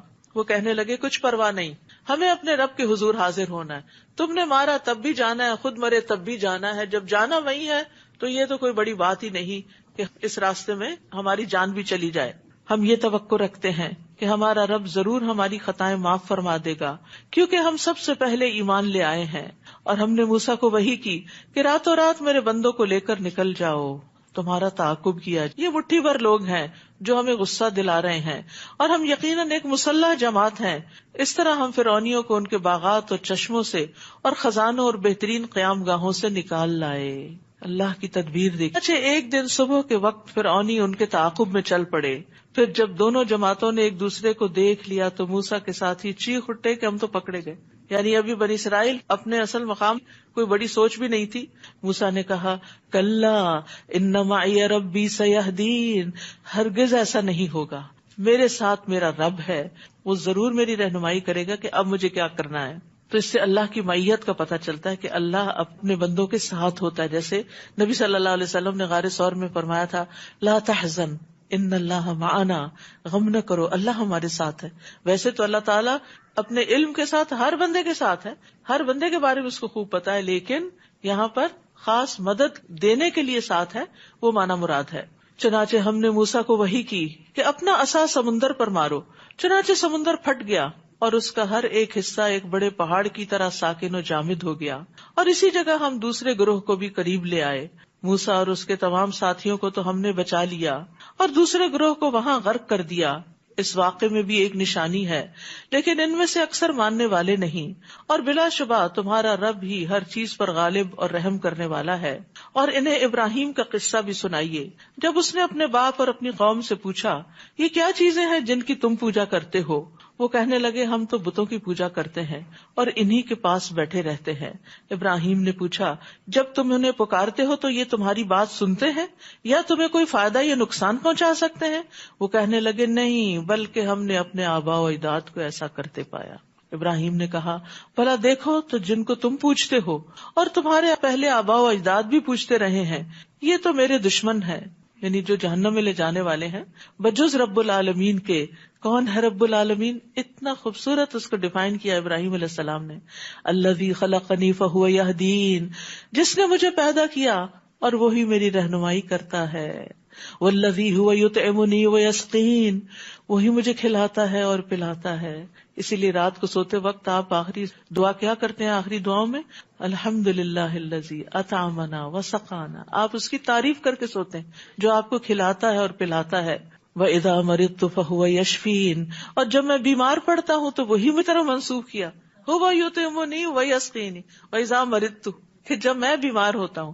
اور حقیقت یہ ہے کہ انسان کی بیماری اس کی اپنی ہی کوتاہیوں کا نتیجہ ہوتی ہے۔ ہم بیمار کیوں ہوتے ہیں؟ کیونکہ ہم اپنے ساتھ کوئی ایسا کام کر بیٹھتے ہیں جو ہمیں نہیں کرنا چاہیے تھا۔ وہ کیوں کر بیٹھتے ہیں؟ کیونکہ ہمیں پتہ ہی نہیں ہوتا کہ نہیں کرنا۔ مثلا آپ کوئی خاص چیز کھا رہے ہوتے ہیں، بڑی مزے کی ہوتی ہے، اور آپ کو نہیں پتا ہوتا کہ وہی کھا کے آپ کی طبیعت خراب ہو جاتی، تو آپ جاہل ہیں نا، آپ کو پتہ ہی نہیں ہے کہ آپ کے لیے کیا فائدہ مند ہے۔ تو اس لیے ہم اپنی جہالت، اپنی غفلت اور اپنی خواہشات کی وجہ سے ایسے کام کر بیٹھتے ہیں جن کی بعد ہم بیمار پڑ جاتے ہیں، چاہے وہ روحانی بیمار ہو چاہے وہ جسمانی بیمار ہو، وہ ہوتا اپنی ہی کسی غفلت کا نتیجہ ہے جس کو ہم بعض اوقات غلط سمجھ کر نہیں، ٹھیک سمجھ کے کر رہے ہوتے ہیں۔ تو بعض کام جن کو انسان ٹھیک بھی سمجھتا ہے لیکن وہ انسان کے حق میں غلط ہوتے ہیں اور وہ اس کو کسی نہ کسی طرح بیمار کر دیتے ہیں۔ تو ایسے میں جب انسان بیمار ہو جائے تو کس کے پاس جائے؟ اپنے رب کے پاس۔ اللہ تو ہی مجھے شفا دے، تو ہی مجھے شفا دے۔ ایک بہن اپنا ایکسپیرینس مجھے بتا رہی تھی کہ وہ مسجد میں کرسیاں ٹھیک کر رہی تھی، ایک کرسی ان کے پاؤں پہ لگی، پاؤں اتنا زیادہ سوج گیا کہ یعنی کہ شدید قسم کی وہ سوجن اور درد ہوئی۔ کہتی ہیں کہ رات کو پچھلا پیر تھا، میں اللہ کو پکارتی رہی اور ساتھ میں نے دوا کھا لی اور صبح اٹھی تو بالکل ٹھیک چلنے کے قابل تھی۔ تو بعض اوقات یہ ہے کہ ہم دعا کے وقت میں دعا نہیں کرتے، یا صرف آہیں بھرتے رہتے ہیں، یا پھر صرف دوائیاں کھاتے رہتے ہیں۔ تو یہ بات ریسرچ سے بھی ثابت ہے کہ دوا کے ساتھ دعا کرنے والے مریض جلد صحت یاب ہوتے ہیں، اور اللہ ہی اصل میں تو شفا دیتا ہے۔ دوا میں بھی تاثیر وہ ڈالتا ہے، اور اس وقت جب ڈاکٹر کو اللہ ہی سمجھ دے کہ یہ دوا اس مریض کو دے دو، ورنہ وہ الٹی بھی دے دیتا ہے اور انسان ڈاکٹروں کے ہاتھوں مرتے بھی ہیں۔ پچھلے دنوں میں ایک آرٹیکل پڑھ رہی تھی کہ کس کثیر تعداد میں لوگ ڈاکٹروں کے ہاتھ مرتے، کہتے ہیں ایکسیڈنٹس میں اتنے لوگ نہیں مرتے جتنے ڈاکٹروں کی غلط دوائیاں تجویز کرنے سے مرتے۔ جہالت ہے نا، ہم جتنے بھی پڑھ لکھ جائیں، اللہ کے آگے ہمارا علم کیا ہے؟ تو اس لیے جب ہم دعا کرتے ہیں تو اللہ تعالیٰ صحیح چیز کی طرف ہمیں رہنمائی کرتا ہے۔ تو وہ کہتا ہے نا، خاک کی پڑیا میں بھی شفا ہو جاتی ہے، تو وہ خاک کی پڑیا میں شفا اللہ تعالیٰ ہی ڈالتا ہے۔ اسی لیے ہم دعا کرتے ہیں، اللہم انت الشافی لا شفاء الا شفاؤک اشف شفاء لا یغادر سقما۔ اور بارہا میں یہ آیات شفا کے کارڈ اور کتابوں کی تشہیر کر چکی ہوں۔ حرص یہی ہے، اور بنائے بھی اسی لیے گئے تاکہ لوگ فائدہ اٹھائیں، لوگوں کی تکلیفیں دور ہوں، کیونکہ رحم آتا ہے، ترس آتا ہے جب لوگ سفر کر رہے ہوتے ہیں اور علاج موجود ہوتا ہے۔ کیونکہ ہمارا ایک ٹرینڈ ہو چکا ہے نا، صرف کیمیکلز ہی استعمال کرنے ہم نے علاج کے لیے، کریں وہ بھی، لیکن اس کے ساتھ ساتھ دعاؤں کی بھی کثرت کر دیں۔ اور جتنی پابندی آپ اینٹی بایوٹک لینے میں کرتے ہیں گھنٹوں کی، ایسے ہی صبح شام کے اذکار کی بھی پابندی کریں کہ وہ ٹائم مس نہ ہو۔ اور پھر یہ ہے کہ انسان کا پورا یقین بھی اس بات پر ہو کہ شفا اللہ ہی دیتا ہے، اور اللہ سبحانہ وتعالیٰ دوا کے بغیر بھی شفا دے سکتا ہے۔ جیسے یعقوب علیہ السلام کی آنکھیں لوٹ آئی تھیں کسی آپریشن سے، ان کا وہ موتیا ٹھیک کر دیا گیا تھا؟ نہیں، بس اللہ کا حکم ہوا، قمیض ڈالی گئی اور آنکھیں دیکھنے لگی۔ یہ قرآن بتا رہا ہے ہمیں، تو ہمارا یقین ہونا چاہیے، کیونکہ جس یقین سے ہم دعا مانگتے ہیں نا، اسی سے پھر ہمیں فائدہ ہوتا ہے۔ تو اللہ تعالیٰ سے شفا اور آسانیاں طلب کرنی چاہیے۔ والذی یمیتنی ثم یحیین، نیز وہی مجھے موت دے گا پھر وہی مجھے زندہ کرے گا۔ یہ ہوتا ہے رب جس کے ہاتھ میں میری موت اور زندگی ہے، اور جس سے میں توقع رکھتا ہوں ان یغفر لی خطیئتی یوم الدین، کہ قیامت کے دن وہ میری خطائیں معاف کر دے گا، بدلے کے دن معافی مل جائے گی۔ رب اغفر لی خطیئتی یوم الدین، یہ نہیں کہا یوم القیامہ، یوم الاخر، یوم الدین، جس دن بدلہ ملنا ہے. مجھے پتا ہے میری غلطیاں ہیں، میرے قصور ہیں، میری خطائیں ہیں، تو مالک یوم الدین ہے، بس اس دن مجھے معاف کر دینا. ربی حب لی حکما والحقنی بالصالحین. اب رب سے دعائیں کرتے ہیں. اس کے بعد ابراہیم علیہ السلام نے دعا کی، اے میرے رب مجھے حکمت عطا کر. ہمیں بھی بڑی ضرورت ہے. حکمت وہ سمجھ ہوتی ہے جو اللہ دیتا ہے، ایک ہوتی ہے سمجھ بوجھ جو ہم کتابوں سے تجربات سے حاصل کرتے ہیں، اور حکمت وَمَن يُؤْتِ الْحِكْمَةَ فَقَدْ أُوتِيَ خَيْرًا كَثِيرًا، یہ سراسر اللہ کا انعام ہوتی ہے، اللہ سے مانگنی چاہیے. اور جب حکمت آ جاتی ہے تو آپ کے اندر ایسی فراست آتی ہے، آپ چیزوں کو اس طرح سمجھنے لگتے ہیں کہ جیسے کوئی اور سمجھ نہیں پاتا. اور بعض اوقات آپ کا نقطہ نظر لوگ نہیں سمجھ پاتے، اتنی دور رس آپ کی نگاہ ہو جاتی. کوئی چھوٹی سی بات کرتا ہے، اس سے آپ ایک بڑی بات کا نتیجہ اخذ کر لیتے ہیں. یہ حکمت کی وجہ سے ہوتا ہے. وَأَلْحِقْنِي بِالصَّالِحِينَ، یہ ان کی دعا تھی کہ نیک لوگوں کا ساتھ ہو. نیک لوگوں کا ساتھ اس لیے بھی اچھا کہ ان کو دیکھ کے انسان کا دل کرتا ہے ہم بھی نیک بن جائیں، کیونکہ انسان اپنی مجلس کا یا اپنے ساتھیوں کا ایک حصہ ہوتا ہے. جیسے وہ ہوتے ہیں ویسا ہی وہ ہو جاتا ہے. خربوزے سے خربوزہ رنگ پکڑتا ہے. دوسرا یہ ہے کہ نیک لوگوں کی وجہ سے انسان برائیوں سے بچا رہتا ہے. پھر یہ ہے کہ نیک لوگوں کے ساتھ ساتھ ہوتا ہے تو مرتے وقت وہی قریب ہوتے ہیں اور کلمہ پڑھوا دیتے ہیں. نیک لوگوں کا ساتھ ہو تو پھر مرنے کے بعد بھی وہ دعائیں کرتے رہتے ہیں. اور نیک لوگوں کا ساتھ ہو تو وہ ان پر ایسا اعتماد کا لیول ہوتا ہے کہ آپ کو پتا ہوتا ہے انہوں نے ہماری غیبت نہیں کرنی، انہوں نے ہمیں دھوکہ نہیں دینا. کیا لذت ہوتی ہے اس کمپنی میں کہ جس کے بارے میں آپ کو یہ ٹرسٹ ہو کہ یہ ہمارے ہمدردی ہیں، یہ ہمارے لیے خیر ہی چاہیں گے. کتنی خوشی ہوتی ہے آپ کو ایسے لوگوں سے مل کر. کوئی بھی لوگ جن کے ساتھ انسان مل جل کے رہتا ہے اس کی سوشل لائف ہے.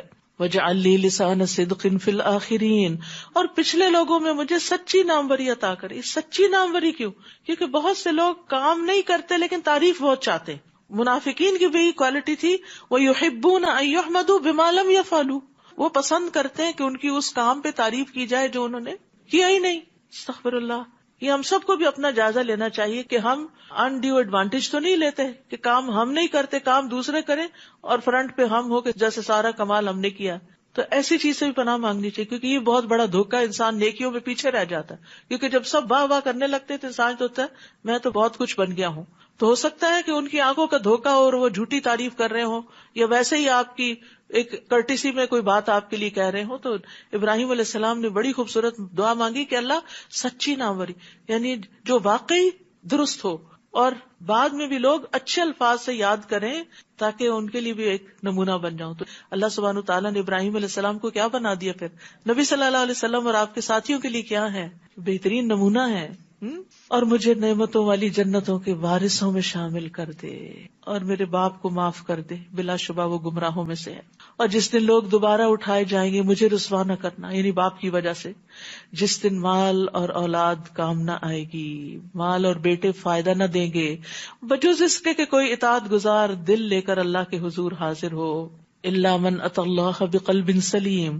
یہ قلب سلیم کیا ہوتا ہے؟ اس کی 5 صفات ہوتی ہیں: اسلم، سلم، استسلم، سلم، سالم. اسلم کا معنی ہے وہ اللہ کے لیے مطیع ہے. سلم کا معنی ہے اس نے رسول اللہ کی اطاعت کو تسلیم کر لیا.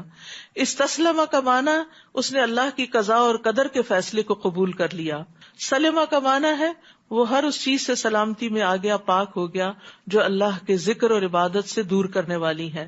سالم کا معنی ہے اس نے اللہ کے دوستوں سے صلح کر لی اور اللہ کے دشمنوں سے دشمنی کر لی. تو یہ سلامت دل کی 5 صفات ہیں. جس انسان کے اندر یہ 5 کوالٹیز ہوں گی اس کا دل قلب سلیم ہوگا، اور پھر وہ قلب سلیم اس کے لیے نجات کا باعث ہوگا. یہ کام آئے گا کیونکہ اللہ تعالیٰ انسان کے دل کی حالت کو دیکھے گا. اللہ شکل نہیں دیکھے گا، دل دیکھے گا. رسول اللہ صلی اللہ علیہ وسلم سے پوچھا گیا افضل لوگ کون ہیں، بہترین کون لوگ ہیں؟ فرمایا ہر پاک صاف دل والا، زبان کا سچا. لوگوں نے کہا زبان کے سچے کو تو ہم جانتے ہیں، یہ پاک صاف دل والا کون ہے؟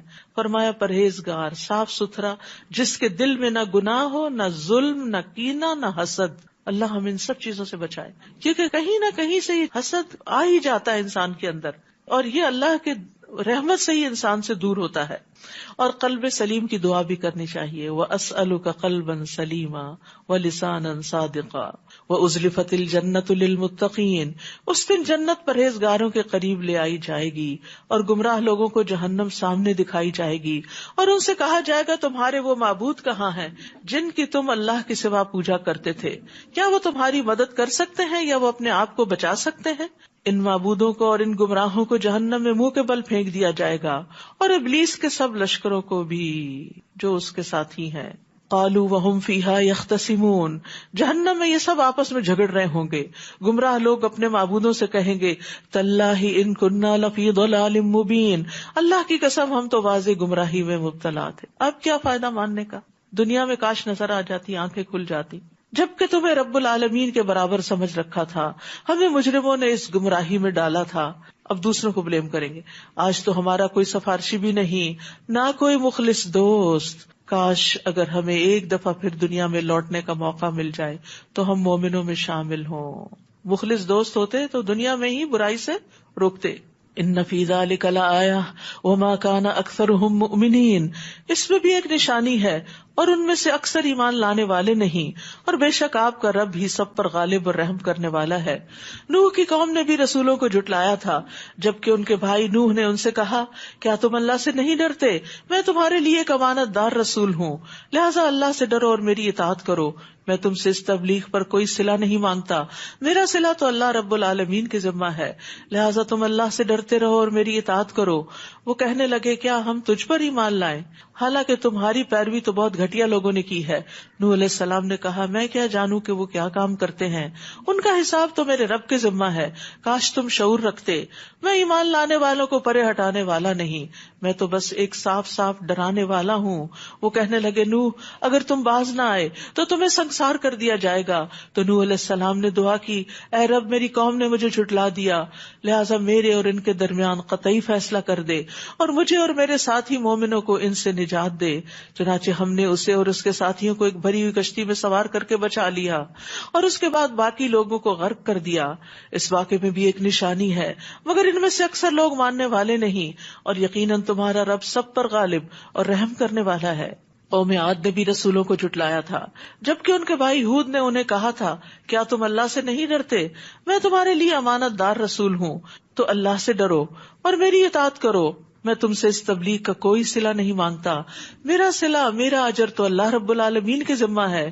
یہ کیا بات ہے کہ تم ہر بلند جگہ پر بے فائدہ ایک یادگار تعمیر بنا ڈالتے ہو اور عمارتیں اتنی شاندار بناتے ہو کہ شاید تم ہمیشہ ان میں رہو گے، اور جب کسی پر ہاتھ ڈالتے ہو تو جبار بن کر ڈالتے ہو. لہٰذا اللہ سے ڈرو اور میرے حکم مانو، اور اس ذات سے ڈرو جس نے تمہیں وہ سب کچھ دیا جو تم جانتے ہو. اس نے تمہیں چوپائے اور بیٹے، باغات اور چشمے عطا کیے. مجھے تو تمہارے حق میں ایک بڑے دن کے عذاب کا خطرہ ہے. وہ کہنے لگے ہمیں تو ایسا واز کر یا نہ کر ہمیں کوئی فرق نہیں پڑتا. استغفر اللہ. جب دل سخت ہو جائے تو اس پر کوئی چیز اثر نہیں کرتی. ایسی باتیں تو یوں ہی ہوتی چلی آئی ہیں اور ہم پر کچھ عذاب نہیں آنے کا. چنانچہ انہوں نے ہود کو جھٹلا دیا تو ہم نے انہیں ہلاک کر ڈالا. اس واقعے میں بھی ایک نشانی ہے لیکن ان میں سے اکثر ماننے والے نہیں، اور یقیناً آپ کا رب سب پر غالب اور رحم کرنے والا ہے. قوم سمود نے بھی رسولوں کو جھٹلایا، جبکہ ان کے بھائی صالح نے انہیں کہا تھا کیا تم اللہ سے نہیں ڈرتے؟ میں یقیناً تمہارے لیے ایک امانت دار رسول ہوں، لہٰذا اللہ سے ڈرو اور میری اطاعت کرو. میں تم سے اس کام کو کوئی صلہ نہیں مانگتا، میرا صلہ میرا اجر تو اللہ رب العالمین کے ذمہ ہے. آپ دیکھیے ہر پیغمبر کی دعوت کا ایک ہی انداز ہے، ایک ہی رب کی طرف سب نے بلایا ہے، توحید کا سبق دیا ہے. کیا تم یہاں کے سامان عیش و عشرت میں امن سے رہنے کے لیے چھوڑ دیے جاؤ گے؟ ان باغات میں اور چشموں میں اور کھیتوں میں اور کھجوروں میں جن کے خوشے بہت ملائم ہیں، اور تم پہاڑوں کو تراش تراش کر فخریہ ان میں گھر بناتے ہو. سو اللہ سے ڈرو اور میری اطاعت کرو اور حد سے گزرنے والوں کی بات نہ مانو جو ملک میں فساد کرتے پھرتے ہیں اور اصلاح کا کوئی کام نہیں کرتے. یعنی اللہ کی اطاعت نہیں کرتے اور نافرمانیاں ہی کرتے جا رہے ہیں. وہ کہنے لگے تم تو ایک سحر زدہ آدمی ہو، تم ہمارے ہی جیسے ایک آدمی ہو، اگر تم سچے ہو تو کوئی نشانی لاؤ. صالح علیہ السلام نے کہا نشانی یہ اونٹنی ہے، ایک دن اس اونٹنی کے پانی پینے کے لیے مقرر ہے اور ایک دن تم سب کے لیے. اسے کوئی دکھ نہ پہنچانا ورنہ ایک بڑے دن کا عذاب تمہیں آ لے گا. مگر ان لوگوں نے اس اونٹنی کی کونچیں کاٹ ڈالی، پھر عذاب کے ڈر سے لگے پچھتانے، آخر عذاب نے انہیں آ لیا.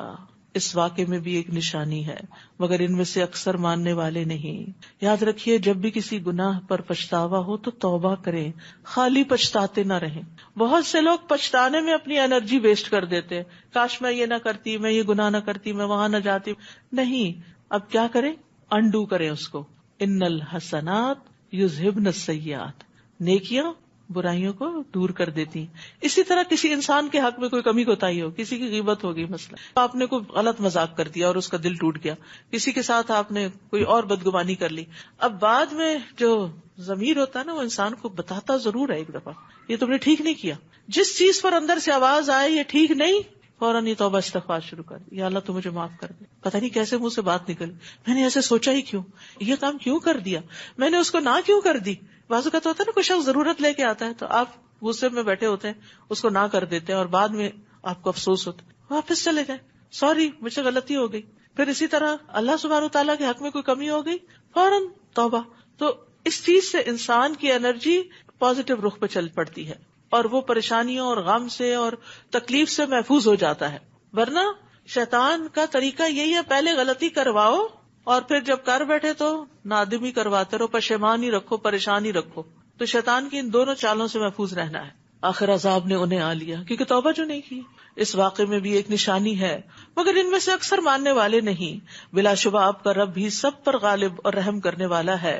اور لوط کی قوم نے بھی رسولوں کو جھٹلایا تھا، جبکہ انہیں ان کے بھائی لوط نے کہا تھا کیا تم اللہ سے نہیں ڈرتے؟ یقیناً میں تمہارے لیے امانت دار رسول ہوں۔ امانت رسولوں کا خاصہ ہوتی ہے، لہٰذا اللہ سے ڈرتے رہو اور میری اطاعت کرو، اور میں اس تبلیغ کے کام پر تم سے کوئی صلہ نہیں مانگتا، میرا صلہ تو اللہ رب العالمین کے ذمہ ہے۔ کیا تم جہان والوں میں سے مردوں کے پاس جاتے ہو اور تمہارے رب نے تمہارے لیے جو بیویاں پیدا کی ہیں انہیں چھوڑ دیتے ہو؟ بلکہ تم لوگ تو حد سے نکل گئے ہو، حد سے آگے گزر گئے ہو۔ بل انتم قوم عادون، کہ تم نے کیا طریقہ اختیار کر لیا کہ جس میں رب کی ناراضگی بھی ہے، عورتوں کی حق تلفی بھی ہے اور فطرت کی خلاف ورزی بھی ہے۔ وہ کہنے لگے اے لوط تم اگر ان باتوں سے باز نہ آئے تو تمہیں جلاوطن کر دیا جائے گا۔ اس نے کہا میں تمہارے اس کام سے سخت بیزار ہوں، میں اس سے اگری نہیں کرتا، اور یہی مومن کی شان ہوتی ہے۔ پھر دعا کی اے رب جو کام یہ لوگ کر رہے ہیں اس سے مجھے اور میرے گھر والوں کو نجات دے دے، ہمیں اس ماحول سے نکال دے۔ چنانچہ ہم نے اسے اور اس کے سب اہل خانہ کو نجات دی، بجز ایک بڑھیا کے جو پیچھے رہ جانے والوں میں شامل تھی۔ پھر باقی ماندہ لوگوں کو ہم نے ہلاک کر دیا، اور ہم نے ان پر ایک خاص بارش برسائی۔ کتنی بری تھی وہ برسات جو ڈرائے جانے والے لوگوں پہ برسائی گئی۔ وہ پانی والی بارش نہیں تھی، وہ پتھروں کی بارش تھی۔ سوچئے کبھی اولے بھی پڑتے ہیں نا، تھوڑا سائز بڑا ہو جائے تو گھبراہٹ شروع ہو جاتی ہے، ونڈوز ٹوٹ جائیں گی، ونڈ سکرینز ٹوٹ جائیں گی، فصلیں تباہ ہو جائیں گی، کیا کیا نقصان ہو جائیں گے، اور اگر انسان خود باہر ہو تو چوٹ لگتی ہے، مگر وہ آپ نے دیکھا ہوگا کہ اولے زمین پہ گرتے ٹوٹ جاتے ہیں، آئسی تو ہوتی ہے۔ لیکن یہ پتھر، اور وہ بھی کھنگر کی قسم کے پتھر جو سخت پکے پتھر تھے کہ جو لگ کے بھی ٹوٹنے والے نہیں تھے، بلٹس کی طرح ان کے اندر جا رہے تھے اور ان کو ہلاک کرنے کا باعث تھے۔ اس واقعے میں بھی ایک نشانی ہے، لیکن ان میں سے اکثر ماننے والے نہیں، اور یقیناً آپ کا رب سب پر غالب اور رحم کرنے والا ہے۔ اصحاب الایکا، اصحاب مدین نے بھی رسولوں کو جھٹلایا، جبکہ ان سے شعیب نے کہا کیا تم ڈرتے نہیں؟ میں تمہارے لیے امانت دار رسول ہوں۔ ہر رسول نے اپنی امانت کی تسلی دی کہ میں جو بات کروں گا درست کروں گا، تو لہٰذا اللہ سے ڈرو اور میری اطاعت کرو۔ میں تم سے اس تبلیغ کا کوئی صلہ نہیں مانگتا، میرا صلہ تو اللہ رب العالمین کے ذمہ ہے۔ ناپ پورا دیا کرو اور لوگوں کو گھاٹا نہ دیا کرو، اور سیدھی ترازو سے تولا کرو، اور لوگوں کو ان کی اشیاء کم نہ دیا کرو، اور زمین میں فساد نہ مچاتے پھرو، اور اس رب سے ڈرو جس نے تمہیں پیدا کیا اور تم سے پہلے لوگوں کو بھی۔ وہ کہنے لگے تم تو ایک جادو کے مارے ہوئے آدمی ہو اور ہم ہی جیسے ایک انسان ہو، اور ہم تو تمہیں جھوٹا ہی خیال کرتے ہیں۔ ہر پیغمبر کو یہ لفظ سننا پڑا کہ ان پہ جادو ہو چکا ہے، ان کا دماغ چل چکا ہے، یہ مجنون ہے۔ یہ پیغمبروں کی سنت ہے، لہٰذا اگر آج آپ پہ کوئی الزام لگائے تو مائنڈ نہ کریں، وہی طریقہ اختیار کریں جو پیغمبروں نے کیا۔ وہ اس پر ان سے روٹ نہیں گئے کہ اب میں نہیں تمہیں کچھ بتانے والا، تم مجھ پہ اتنے جھوٹے الزام لگا رہے۔ ہمارا طرز عمل کیا ہوتا ہے؟ ذرا سے کسی شخص سے تکلیف پہنچی ہے تو اسے بائیکاٹ ہی کر دیا۔ فَأَسْقِطْ عَلَيْنَا كِسَفًا مِّنَ السَّمَاءِ إِن كُنتَ مِنَ الصَّادِقِينَ، اگر تم سچے ہو تو ہم پر آسمان سے کوئی ٹکڑا گرا دو۔ شعیب نے کہا جو کچھ تم کرتے ہو میرا رب اسے خوب جانتا ہے۔ اس بات کا جواب نہیں دیا کیونکہ کچھ بڑے نامعقول مطالبے ہوتے ہیں۔ ان پہ توجہ نہیں دینی چاہیے. جیسے بچے بھی ہے نا بعض اوقات بہت ان ریئلسٹک فرمائشیں کرتے ہیں کہ جو ان کو پتہ بھی ہوتا ہے یہ پوری ہونے والی نہیں. تو اس بات میں نہ پڑے اس چیز کا یہ نقصان ہے، اس کا یہ فائدہ ہے، یہ فلاں ہے فلاں. بات بدلیں، کیونکہ کچھ باتوں کو صرف بدل کر ہی خلاصی ہو سکتی ہے. ٹاپک چینج کریں، کیونکہ دوسرا ابھی دلیل سننے کے موڈ میں نہیں ہے. تو جب کوئی دلیل سن نہ رہا ہو تو اپنی دلیلیں گوائیں نہیں. ٹھیک ہے. فَكَذَّبُوهُ فَأَخَذَهُمْ عَذَابُ يَوْمِ الظُّلَّةِ إِنَّهُ كَانَ عَذَابَ يَوْمٍ عَظِيمٍ. چنانچہ انہوں نے شعیب کو جھٹلا دیا تو سائے والے دن کے عذاب نے انہیں آ پکڑا. بلا شبہ وہ بڑے سخت دن کا عذاب تھا. اس واقعے میں بھی ایک نشانی ہے مگر ان میں سے اکثر ماننے والے نہیں ہیں. اور آپ کا رب یقیناً سب پر غالب اور رحم کرنے والا ہے. وَإِنَّهُ لَتَنزِيلُ رَبِّ الْعَالَمِينَ. بلا شبہ یہ قرآن رب العالمین کا نازل کردہ ہے. یہ قرآن کی ڈیفینیشن ہے. نزل بہ الروح الامین علی قلبک، جسے روح الامین یعنی جبریل لے کر آپ کے دل پہ نازل ہوئے. دل پہ اترا ہے قرآن. لتکون من المنذرین، تاکہ آپ خبردار کرنے والوں میں شامل ہو جائیں. قرآن کے آنے کا مقصد کیا ہے کہ لوگوں کو خبردار کیا جائے. بلسان عربی مبین، جو کہ فصیح عربی زبان میں ہے. اس لیے عربی میں بھی پڑھنا ضروری ہے. یعنی عربی کا ترجمہ جاننا اور عربی زبان جاننا یہ بھی ضروری ہے تاکہ قرآن کو سمجھا جائے، اس سے لطف اندوز ہوا جائے. عربی کو ایک طرف رکھ کے صرف ٹرانسلیشن پڑھ لینا کافی نہیں ہوتا. وہ ٹرانسلیشن ہوتی ہے، قرآن نہیں ہوتا. اور یقیناً اس کا ذکر پہلے صحیفوں میں موجود ہے کہ آخری نبی کو ایک ایسی زبردست کتاب دی جائے گی. اولم یکن لہم آیہ ان یعلمہ علماء بنی اسرائیل. کیا ان اہل مکہ کے لیے یہ نشانی کافی نہیں کہ اس بات کو بنی اسرائیل کے علماء جانتے ہیں؟ کچھ تو جان کے ایمان نہیں لائے تھے، لیکن جیسے عبداللہ بن سلام جو تھے وہ بھی ان کے علماء میں سے تھے اور ایمان لے آئے تھے، اور انہی کی طرف اشارہ ہے. اور اگر ہم اس قرآن کو کسی اجمی پر اتارتے جو انہیں پڑھ کر سناتا تو بھی یہ اس پر ایمان نہ لاتے.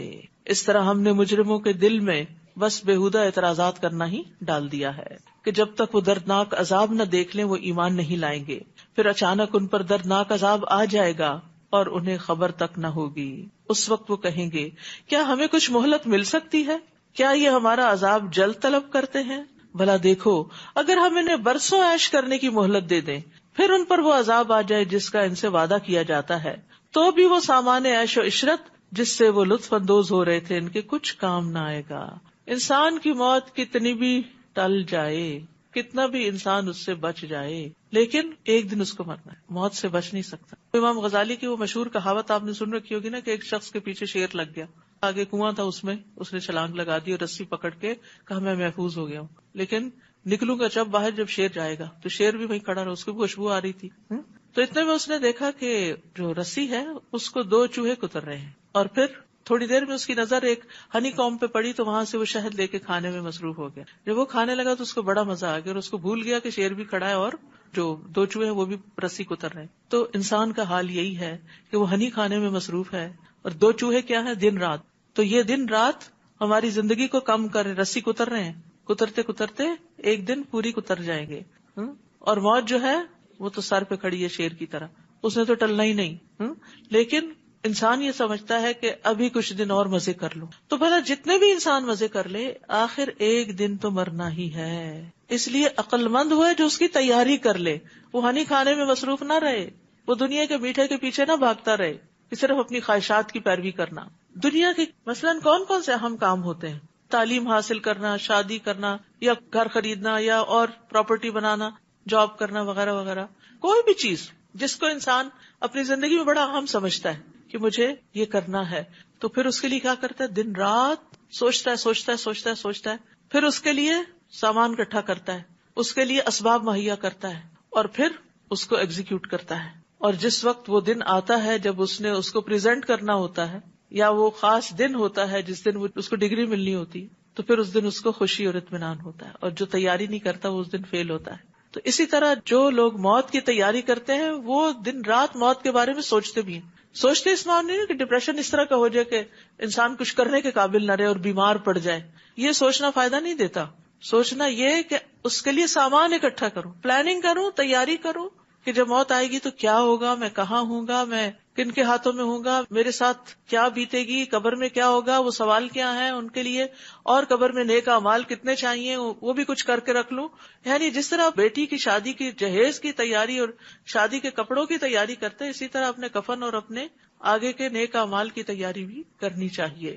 تو زندگی کے عیش و عشرت، زندگی کے کمفرٹس، یہ انسان کا نقصان ہی بڑھاتے ہیں. لمبی عمر میں اگر انسان نیکیاں نہ کرے تو گناہوں کا وبال ہی جمع ہوتا رہتا ہے، اور مہلت اگر انسان کو زیادہ ملتی چلی جائے یعنی گناہوں کے ساتھ، تو وہ اس کے لیے اور زیادہ خسارے کا باعث بن جاتا ہے.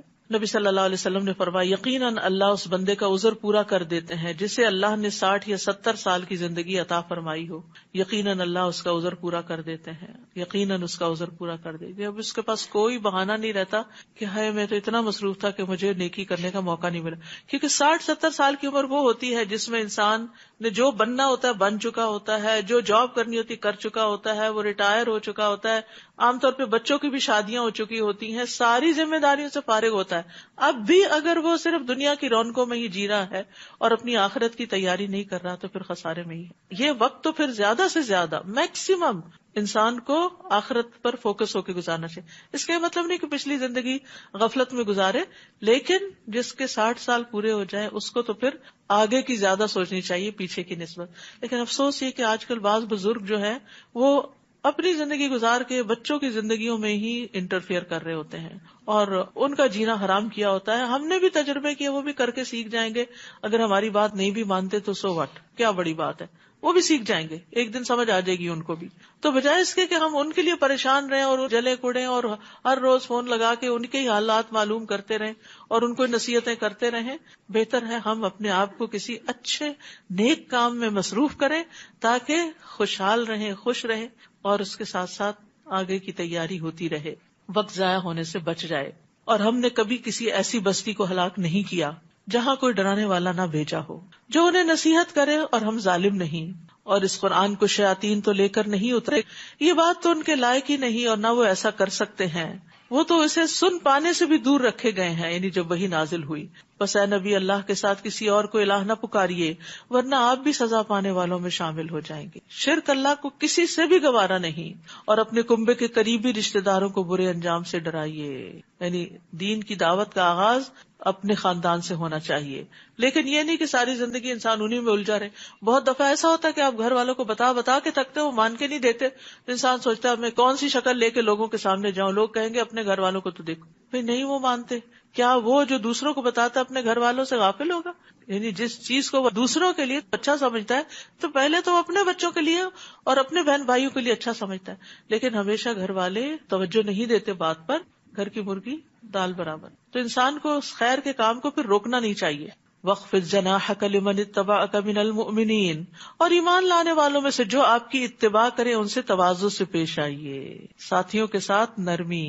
پھر اگر وہ آپ کی نافرمانی کریں تو ان سے کہیے کہ جو کچھ تم کرتے ہو میں اس سے بری و ذمہ ہوں، اور اس غالب اور رحیم پر بھروسہ کیجیے جو آپ کو اس وقت دیکھ رہا ہوتا ہے جب آپ کھڑے ہوتے ہیں، اور سجدہ کرنے والوں کے درمیان آپ کے رکوع و سجود کی حرکات کو بھی دیکھتا ہے. یقیناً وہ سب کچھ سننے والا اور جاننے والا ہے. اللہ اکبر. نماز میں اگر یہ خیال رہے کہ اللہ دیکھ رہا ہے تو خشوع و خضوع خود ہی آ جائے. جب یہ بھولتے ہیں نا تو غفلت طاری ہوتی ہے، تو کبھی کھجانے لگتے ہیں اور کبھی ہلنے لگتے ہیں. اور سجدہ کرنے والوں کے درمیان یعنی صف میں جماعت کی نماز میں آپ کی حرکات کو بھی دیکھتا ہے. وَتَقَلُّبَكَ فِي السَّاجِدِينَ إِنَّهُ هُوَ السَّمِيعُ الْعَلِيمُ، یقیناً وہ سب کچھ سننے والا اور جاننے والا ہے. آپ لوگوں سے کہیے کیا میں تمہیں بتاؤں شیطان کس پہ نازل ہوتے ہیں؟ وہ ہر جال ساز گناہگار پہ نازل ہوتے ہیں. وہ شیطانوں کی طرف اپنے کان لگاتے ہیں اور ان میں سے اکثر جھوٹے ہوتے ہیں، اور شاعروں کی پیروی گمراہ لوگ ہی کرتے ہیں. یعنی سارے شاعروں کی نہیں بلکہ اکثریت ایسی ہوتی ہے کہ جن کی شاعری میں فحش یا لایانی باتیں ہوتی ہیں، اور بعض اوقات دے ڈونٹ میک سینس، صرف ایک لفاظی کا کھیل ہوتا ہے. تو ان باتوں کو لینے کی بجائے یا ان کو اپنی زندگی کا لوگو بنانے کی بجائے انسان قرآن و سنت کو اپنے سامنے رکھے. یعنی فحش شاعری جو ہے وہ فحش گالیوں کی طرح ہی بری شمار ہوتی ہے. کیا تم دیکھتے نہیں کہ وہ خیالوں کی ہر وادی میں بھٹکتے پھرتے ہیں اور ایسی باتیں کہتے ہیں جو کرتے نہیں. قول و فعل کا تضاد. بعض اوقات شاعری بڑی پائے کی ہے، بڑی حکمت کی باتیں ہیں، لیکن ان کا اثر اپنی زندگی میں کوئی نہیں نظر آتا. بجز ان لوگوں کے جو ایمان لائے اور نیک عمل کیے اور اللہ کو بکثرت یاد کرتے رہے، اور جب ان پر ظلم ہوا تو انہوں نے بدلہ لے لیا، اور ان قریب ان ظالموں کو معلوم ہو جائے گا کہ وہ کس برے انجام سے دوچار ہوتے ہیں۔ سورۃ النمل۔ بسم اللہ الرحمن الرحیم طاسین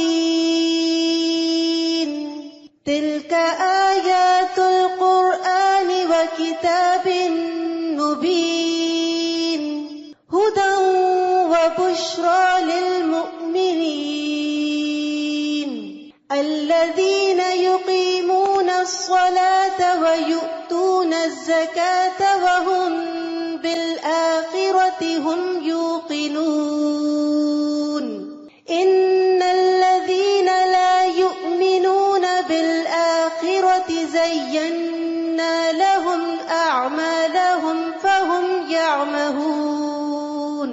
بسم اللہ الرحمن الرحیم۔ طاسین، یہ قرآن اور وضاحت کرنے والی کتاب کی آیات ہیں جو ان ایمان لانے والوں کے لیے ہدایت اور بشارت ہے جو نماز قائم کرتے ہیں، زکوٰۃ ادا کرتے ہیں اور آخرت پر یقین رکھتے ہیں۔ اور جو لوگ آخرت پر ایمان نہیں رکھتے، ہم نے ان کے لیے ان کے کرتوتوں کو خوشنما بنا دیا، لہٰذا وہ اندھے بنے پھرتے ہیں۔ اور اے نبی، آپ یہ قرآن ایک حکیم و علیم ہستی کی طرف سے پا رہے ہیں، یعنی اللہ رب العزت کی طرف سے۔ جب موسیٰ نے اپنے گھر والوں سے کہا مجھے آگ سی نظر آئی ہے، میں ابھی وہاں سے کوئی راستے کی خبر لے کر آتا ہوں یا کوئی دہکتا ہوا انگارہ لاتا ہوں تاکہ تم تاپ سکو، کیونکہ سردی کا موسم تھا۔ پھر جب وہ وہاں پہنچے تو ندا آئی کہ مبارک ہے وہ جو اس آگ میں ہے اور جو اس کے ارد گرد ہے، اور پاک ہے اللہ جو سب جہان والوں کا رب ہے۔ موسیٰ، میں ہی اللہ ہوں، سب پر غالب اور حکمت والا، اور اپنی لاٹھی تو ذرا پھینکو۔ موسیٰ نے جب لاٹھی پھینکی تو دیکھا کہ وہ یوں حرکت کر رہی ہے جیسے سانپ ہو۔ آپ پیٹ پھیر کر جو بھاگے تو پیچھے مڑ کے بھی نہ دیکھا۔ ہم نے کہا موسیٰ ڈرو نہیں، میرے حضور رسول ڈرا نہیں کرتے۔ کتنا مشکل وقت ہوگا، ڈرتا تو وہ ہے جس نے کوئی ظلم کیا ہو۔ اللہ اکبر، خوف اس کو لاحق ہوتا ہے۔ پھر اگر اس نے بھی برائی کے بعد اپنے اعمال کو نیکی سے بدل لیا تو میں یقیناً بخشنے والا مہربان ہوں۔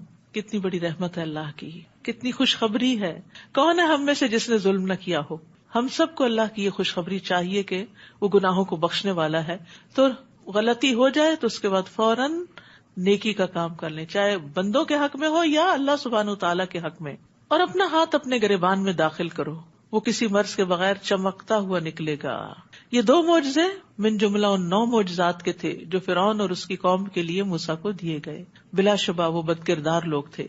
پھر جب ہمارے ایسے بصیرت افروز معجزے ان کے پاس پہنچے تو وہ کہنے لگے یہ تو صاف جادو ہے، اور انہوں نے ازراہ ظلم اور تکبر انکار کر دیا، حالانکہ ان کے دل یقین کر چکے تھے کہ موسیٰ سچے ہیں۔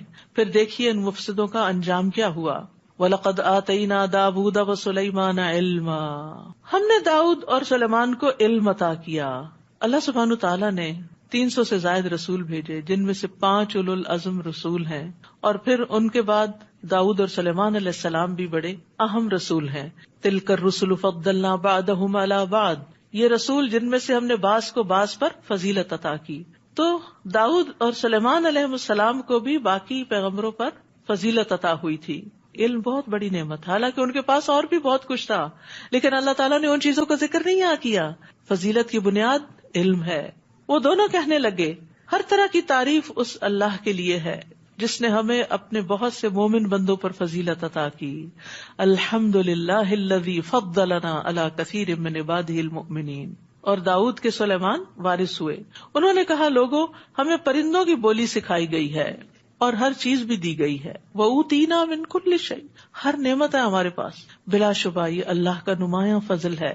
اور سلیمان کے لیے کسی مہم کے سلسلے میں اس کے جنوں، انسانوں اور پرندوں کے لشکر جمع کیے گئے اور ان کی جماعت بندی کر دی گئی تھی۔ سبحان اللہ، نہ صرف یہ کہ لشکر اکٹھے کیے گئے ہر قسم کے، بلکہ ان کی ٹریننگ ہوئی اور ان کو ایک ڈسپلن میں رکھا گیا، یہاں تک کہ جب وہ چیونٹیوں کی ایک وادی پر پہنچے تو ایک چیونٹی بول اٹھی، چیونٹیوں اپنے اپنے بلوں میں گھس جاؤ، ایسا نہ ہو کہ سلیمان اور اس کے لشکر تمہیں رون ڈالیں اور انہیں پتہ بھی نہ چلے۔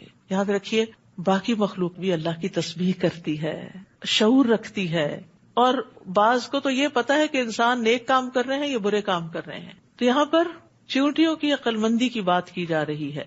رسول اللہ صلی اللہ علیہ وسلم نے فرمایا انبیاء میں سے ایک نبی کو ایک چیونٹی نے کاٹ لیا تو ان کے حکم سے چیونٹیوں کے گھر جلا دیے گئے. تو ظاہر پہ چیونٹیاں بھی ہوں گی اس میں. اس پر اللہ نے ان کے پاس وحی بھیجی کہ اگر تمہیں ایک چیونٹی نے کاٹ لیا تو تم نے مخلوقات میں سے ایک ایسی خلقت کو جلا کے خاک کر دیا جو اللہ کی تسبیح بیان کرتی. تو اس لیے جو مخلوقات ہیں ان کا بھی حق ہے زمین پہ جینے کا. ان کو پتہ نہیں ہوگا اس لیے انہوں نے ایسا کیا ہوگا. تو سلیمان علیہ السلام نے جب چیونٹی کی بات سنی تو مسکرا دیے اور دعا کی رب اوزعنی ان اشکر نعمتک التی انعمت علی وعلی والدی وان اعمل صالحا ترضاہ وادخلنی برحمتک فی عبادک الصالحین.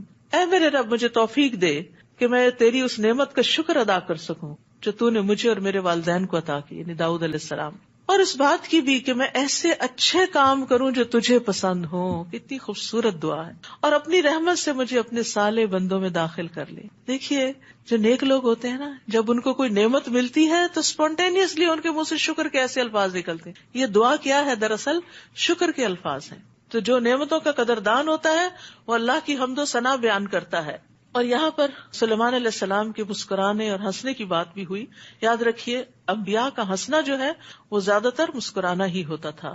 نبی صلی اللہ علیہ وسلم کھلکھلا کر یا کہکا لگا کر ہنستے نہیں تھے بلکہ صرف مسکراتے تھے. عبداللہ بن حارث کہتے ہیں میں نے کسی کو رسول اللہ صلی اللہ علیہ وسلم سے زیادہ مسکراتے ہوئے نہیں دیکھا. آپ کی زوجہ محترمہ حضرت عائشہ کہتی ہیں کہ میں نے آپ کو کبھی اس طرح ہنستے نہیں دیکھا کہ آپ کے حلق کا کوا نظر آ جائے، بلکہ آپ تبسم فرمایا کرتے تھے. اور مسکرانا بھی صدقہ ہے جس سے روزہ نہیں ٹوٹتا. وَتَفَقَّدَ الطَّيْرَ فَقَالَ مَا لِيَ لَا أَرَى الْهُدْهُدَ أَمْ كَانَ مِنَ الْغَائِبِينَ. پھر ایک موقع پر سلیمان نے پرندوں کا جائزہ لیا تو کہنے لگے کیا بات ہے مجھے ہدہد نظر نہیں آ رہا، کیا وہ کہیں غائب ہو گیا؟ سبحان اللہ. اس آیت میں اتنی حکمتیں ہیں انسان حیران ہو جاتا ہے. ایک طرف یہ پتہ چلتا ہے کہ سلیمان علیہ السلام کے لیے جو لشکر اکٹھے کیے گئے تھے ان کا باقاعدہ ریکارڈ رکھا جاتا تھا، ان کی اٹینڈنس ہوتی تھی، کیونکہ منظم طریقے سے کام کرنے کے نتائج کچھ اور ہوتے. اب مثلاً آپ لوگ یہاں پڑھنے آتے ہیں، کوئی اٹینڈنس نہیں ہوتی، لیکن اگر آپ باقاعدہ کورس میں داخلہ لیں تو پھر اٹینڈنس بھی ہوگی. اور وہ انسان کو ڈسپلن کے ساتھ کام کرنے پر، کنسسٹنسی کے ساتھ کام کرنے پر آمادہ کرتی، کیونکہ لوگ چاہتے ہیں وہ پابندیوں سے آزاد کر دیا جائے. وہ آزادی بعض اوقات ہمارے اپنے لیے نقصان دہ ہو جاتی کیونکہ ہمارے ساتھ نفس ہے. یعنی اصل میں ہم چاہتے کیا ہے کہ اپنی دنیا کو پورا وقت دیں اور جب وقت ملے تو بس دین کو تھوڑا سا حاضری لگوا دیں. آپ سوچئے جنوں اور انسانوں اور مخلوقات کے لشکر تھے، ان کی تعداد کتنی ہوگی، اس سے اندازہ لگائیے سلیمان علیہ السلام کا علم اور ان کی نظر کیسی تھی کہ حدود کا سائز بھی کیا ہوتا ہے کہ ہاتھ میں پکڑ لے انسان. وہ نظر نہیں آئی تو اس کا بھی پیچھا کیا کہ وہ کہاں گئی. اور ہدہد کی شاید اسی کام کی وجہ سے نبی صلی اللہ علیہ وسلم نے ہدہد کو مارنے سے منع کیا ہے. تو سلیمان علیہ السلام نے کہا کیا بات ہے مجھے ہدہد نظر نہیں آ رہا، کیا وہ کہیں غائب ہو گیا؟ ایسی ہی بات ہوئی تو میں اسے سخت سزا دوں گا. لشکر میں تھے نا، کورٹ مارشل کر دوں یا اسے ذبح کر ڈالوں گا. اللہ اکبر. اتنی سخت سزا ایبسنٹ ہونے کی، غیر حاضری کی. جتنے بڑے مشن سے جو غیر حاضر ہوتا ہے اتنا ہی بڑا جرم کرتا ہے. آپ درس میں نہ آئے تو کوئی نہیں پوچھے گا آپ کو، لیکن اگر آپ جاب پہ نہ جائیں تو کیا ہوگا؟ تو اس کا ہمیں پتا ہوتا ہے. طبیعت خراب بھی ہو تو چل پڑتے ہیں کیونکہ پوچھ ہوگی. اور یہاں چونکہ پوچھ نہیں، والنٹریلی سیکھنا ہے. آج طبیعت نہیں، آج موڈ نہیں، آج ویکینڈ ہے، آج تو ریلیکس کرنے کا دن ہے. تو وہ کہتے نہیں، اسے کوئی معقول وجہ پیش کرنی ہوگی یا وہ میرے سامنے کوئی معقول وجہ پیش کرے. تو یہاں پر آپ دیکھیے کہ حکمران کو، ایک جرنیل کو اتھارٹی دی گئی کہ وہ اپنی فوج میں ڈسپلن قائم کرے. اور یہ ڈسپلن قائم کرنا کوئی دین کی روح کے خلاف نہیں، کیونکہ امانت ایک بھاری ذمہ داری اور ایک امانت ہے. اس امانت کو صحیح طور پر ادا کرنا چاہیے. فَمَكَثَ غَيْرَ بَعِيدٍ. تھوڑی ہی دیر گزری تھی سلیمان علیہ السلام کو کہ ہدہد آ گیا اور کہنے لگا میں نے وہ کچھ معلوم کر لیا ہے جو ابھی تک آپ کو معلوم نہیں. میں سبا سے متعلق ایک یقینی خبر آپ کے پاس لاؤں. یقینی خبر، ایسے ہی نہیں بہانہ بنا رہا. میں نے دیکھا کہ ایک عورت ان پر حکمرانی کرتی ہے جسے سب کچھ عطا کیا گیا ہے اور اس کا تخت عظیم الشان ہے. اچھا، ہم حدود کو دیکھتے ہیں سمجھے انہیں کیا پتا ہم ان کے سامنے کیا کر رہے ہیں. کتنی چھوٹی چھوٹی پرندوں کی آنکھیں ہوتی ہیں، لیکن کتنی گہری نظر ہوتی. آپ نے دیکھا ہوگا کہ عقاب اور چیل وغیرہ کئی 100 فٹ کی بلندی سے اترتے ہیں اور تیزی سے اٹھا کے لے جاتے. وہ چیز ہمیں نظر نہیں آ رہی ہوتی جو وہ وہاں سے دیکھ لیتے ہیں. تو اللہ سبحانہ تعالیٰ نے جانوروں کو، پرندوں کو بعض اوقات کچھ صفات ہم سے بھی زیادہ دے رکھی ہوتی ہیں، تو اس لیے ان کو انڈرمائن نہیں کرنا چاہیے. اللہ کی ہر مخلوق کے اندر کوئی کوالٹی ایسی ہوتی ہے جس کی بنا پر اس کی قدر کرنی چاہیے. جس کام کے لیے اس کو پیدا کیا گیا وہ آپ نہیں کر سکتے. ہدہد نے بھی یہی کہا نا، میں جو خبر لے کر آیا ہوں وہ آپ کو نہیں معلوم. احطت بما لم تحط به. حالانکہ سلیمان علیہ السلام کے پاس تو جن بھی تھے جو طرح طرح کی خبریں لا کر دیتے تھے، لیکن یہ خبر ہدہد کے حصے میں تھی اور وہی لے کر آیا. میں نے یہ بھی دیکھا کہ وہ خود اور اس کی قوم اللہ کو چھوڑ کر سورج کو سجدہ کرتے ہیں، اور شیطان نے ان کے لیے ان کے اعمال کو آراستہ کر کے انہیں راہ حق سے روک دیا ہے، لہٰذا وہ راہ حق پا نہیں رہے. اس اللہ کو سجدہ نہیں کرتے جو ان چیزوں کو نکالتا ہے جو آسمانوں اور زمین میں پوشیدہ ہیں. سبحان اللہ. ایک ہدہد کو یہ سمجھ ہے کہ اللہ رب العالمین کون ہے، اور وہ سب کچھ جانتا ہے جسے تم چھپاتے ہو جسے تم ظاہر کرتے ہو. ہدہد پریشان ہے انسانوں کے شرک پر، اور یہ بھی سمجھے کہ شیطان انہیں بہکا رہا ہے. یعنی ایک پرندے کے اندر کس قدر سمجھ کی باتیں ہیں. سلیمان علیہ السلام کو بھی علم دیا گیا تھا اور ان کے لشکروں کو بھی بہت علم دیا گیا تھا. اس اللہ کو سجدہ نہیں کرتے جو ان چیزوں کو نکالتا ہے جو آسمانوں اور زمین میں پوشیدہ ہیں، اور وہ سب کچھ جانتا ہے جسے تم چھپاتے ہو جسے تم ظاہر کرتے ہو. اللہ ہی ہے جس کے سوا کوئی الہ نہیں، وہی عرش عظیم کا مالک ہے. اللہ لا الہ الا هو رب العرش العظیم. قال سننظر اصدقت ام كنت من الكاذبین. سلیمان نے کہا ہم ابھی دیکھ لیتے ہیں کہ تو سچ کہہ رہا ہے یا تو جھوٹا ہے. وہ کہہ رہا ہے میں یقینی خبر لا رہا ہوں، آپ اس یقینی خبر کی بھی تحقیق کرتے ہیں. ایک لیڈر کو ایکشن لینے سے پہلے میک شور کرنا چاہیے کہ جو خبر کسی ایک نے آ کے پہنچائی ہے وہ سچی بھی ہے یا نہیں. کیونکہ ہوتا ہی ہے نا کہ سب ماں کے پاس جا کے روتے ہیں، اس بہن بھائی نے یہ کر دیا اس نے وہ کر دیا. تو ماں کو کیا کرنا چاہیے پھر؟ صرف ایک کی سن کے فیصلہ نہ کرے، دوسرے کو بھی بلا کے پوچھے کہ معاملہ کیا ہے. تو اکثر آپ دیکھیں گے کہ وہ پہلے پہنچ جاتا ہے جو غلط فیصلہ کروانے کے نوک پہ ہوتا ہے. یہ میرا خط لے جا اور ان کی طرف پھینک دے، پھر ان سے ہٹ کر دیکھ وہ کیا جواب دیتے ہیں. اب اسی کو کام سپرد کر دیا گیا جو خبر لایا تھا. سبا کی ملکہ کہنے لگی اے اہل دربار، میری طرف ایک بڑا اہم خط پھینکا گیا ہے، اور وہ یہ ہے وَإِنَّهُ بِسْمِ اللَّهِ الرَّحْمَنِ الرَّحِيمِ. شروع اللہ کے نام سے جو بڑا مہربان نہایت رحم والا ہے. اور خط کا کانٹینٹ کیا ہے؟ یہ کہ میرے مقابلے میں سرکشی اختیار نہ کرو بلکہ فرما بردار اور مطیع ہو کر میرے پاس آ جاؤ. بس اتنی سی بات. یہ خط سنا کر ملکہ کہنے لگی اے اہل دربار، میرے اس معاملے میں مجھے مشورہ دو. اچھے لیڈر کی کوالٹی اپنے ساتھیوں سے مشورہ کرنا. جب تک تم لوگ میرے پاس موجود نہ ہو میں کسی معاملے کو طے نہیں کیا کرتی. اعتماد دیا جا رہا ہے، کانفیڈنس دے رہی ہے. درباری کہنے لگے ہم بڑے طاقتور اور سخت جنگجو ہیں، مگر معاملے کا اختیار تو آپ ہی کو ہے. وہ بھی کتنے اچھے ساتھی ہیں کہ اپنی قوت کا اظہار کر کے اتھارٹی لیڈر کو دیتے اور فائنل ڈیسیژن آپ کا. اور جس قوم کے اندر یہ نہ ہو اس کے کام کبھی نہیں سنورتے. یعنی مشورہ سب دیں لیکن الٹیمیٹ اتھارٹی کسی ایک کے پاس ہونی چاہیے تاکہ معاملات کا صحیح بر وقت فیصلہ ہو سکے. ورنہ بہت سے معاملات صرف اسی لیے لٹکتے رہتے ہیں کہ کوئی ڈیسیژن نہیں لیتا اس پر کہ کرنا کیا ہے. آپ خود ہی غور کریں کہ آپ ہمیں کیا حکم دیتی ہیں. ملکہ کہنے لگی بادشاہ لوگ جب کسی علاقے میں داخل ہوتے ہیں تو اسے اجاڑ دیتے ہیں اور وہاں کے معززین کو ذلیل بنا دیتے ہیں، اور یہی کچھ یہ لوگ بھی کریں گے. ابھی دیکھ لو انجام کیا ہوگا. جنگ کوئی اچھی چیز نہیں.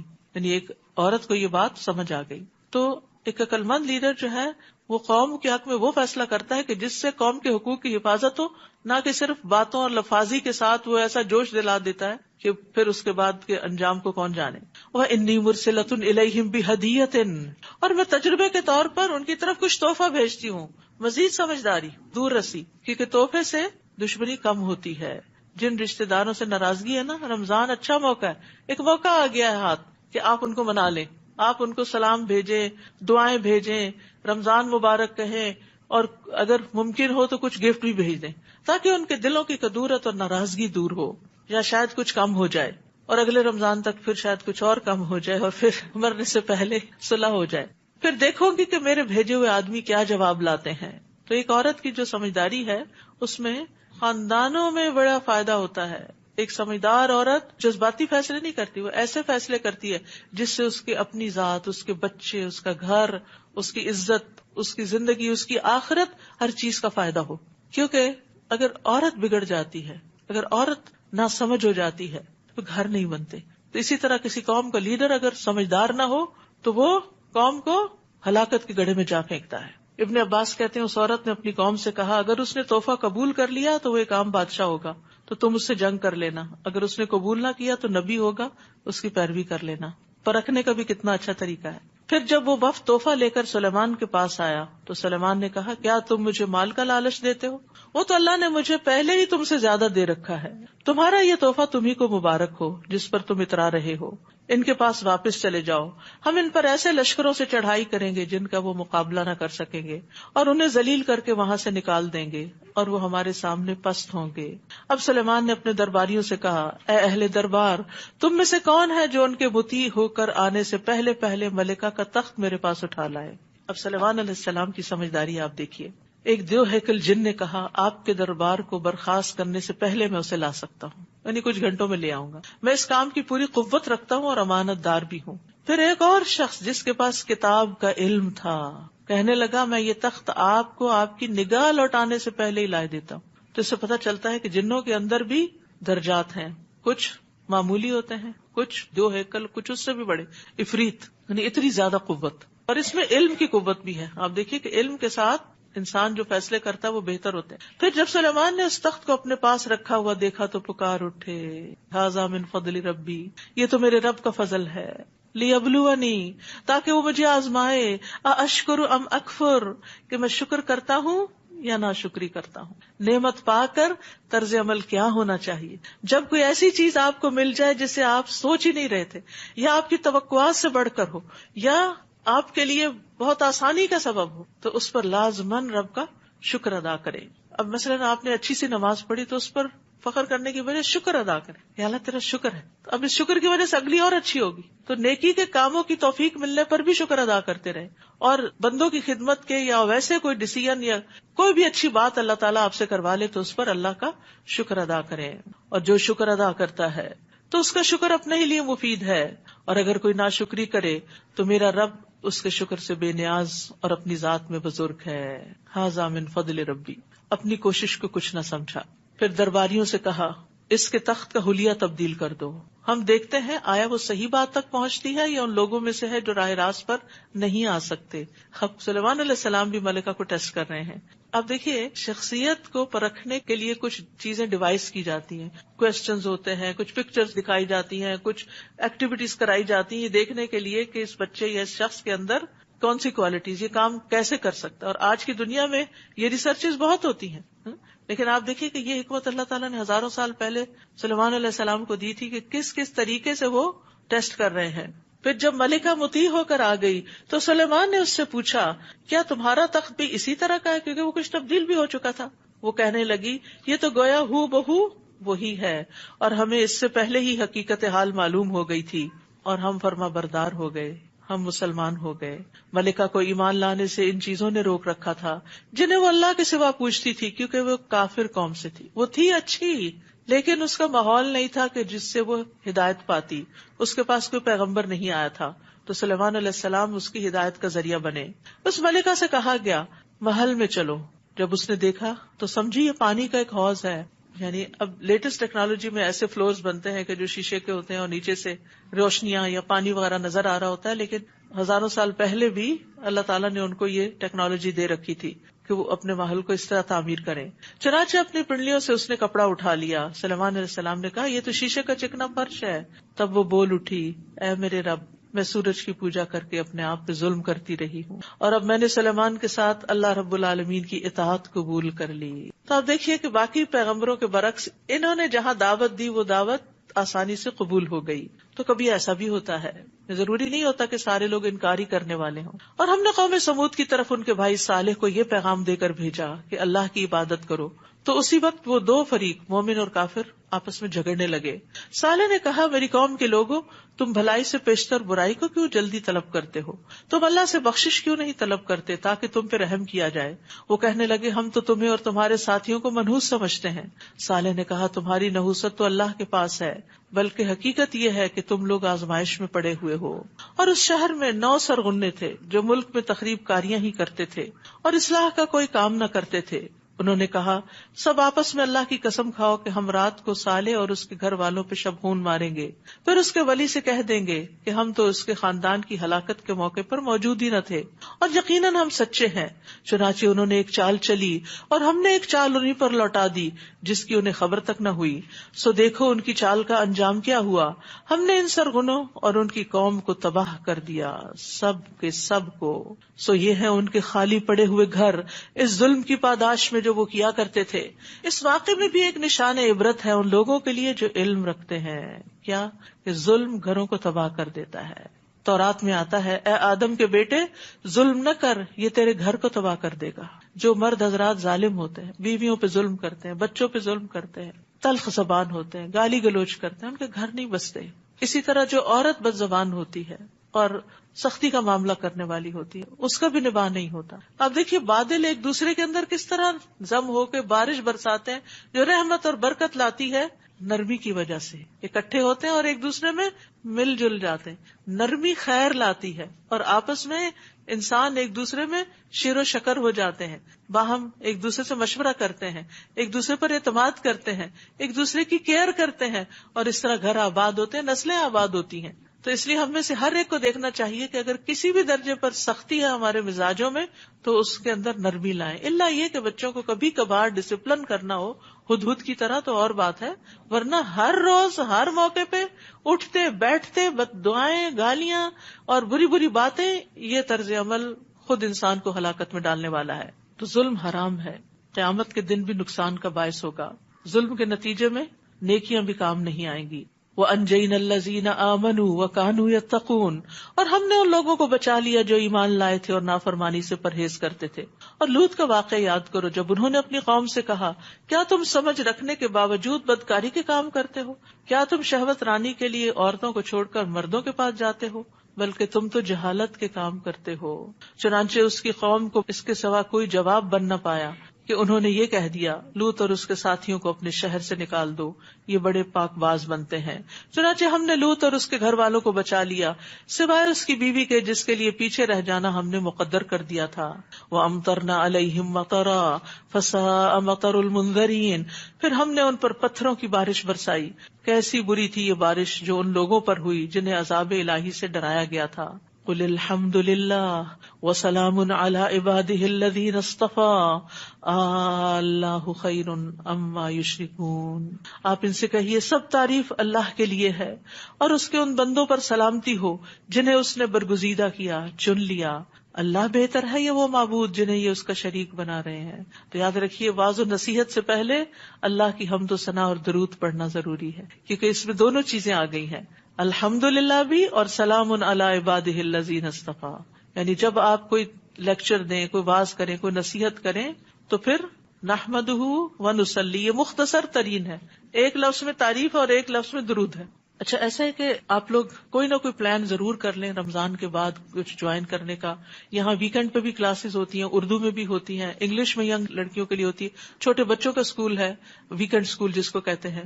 اسی طرح جمعے کے دن شام کے وقت درس قرآن ایک ہوتا ہے جس میں کوئی ٹیسٹ وغیرہ نہیں ہوتے، صرف کلاس بھی ہوتی ہے اور اس کے بعد ڈسمسل ہو جاتا ہے. اور اسی طرح الہدیٰ ویکینڈ اسکول جو ہے یہ بچوں کا، اس میں ہفتے اور اتوار کو کلاسز ہوتی ہیں. اگلے سیشن کی رجسٹریشن کی معلومات آپ کو جولائی میں ملیں گی، ویب سائٹ پر بھی ہوں گی. اور سلیبس میں قرآن کی تلاوت، فہم، دعائیں، اسوہ حسنہ، اچھے اخلاق اور موجودہ دور میں اچھا مسلمان بن کے جینا یہ سکھایا جاتا ہے. اللہ تعالیٰ سب کی کوششیں قبول کرے. تو اللہ سبحانہ وتعالیٰ سے دعا ہے کہ اللہ ہمیں عمل کی توفیق عطا کرے. وآخر دعوانا ان الحمد للہ رب العالمین. سبحانک اللہم وبحمدک، اشہد ان لا الہ الا انت، استغفرک واتوب الیک. السلام علیکم ورحمۃ اللہ وبرکاتہ.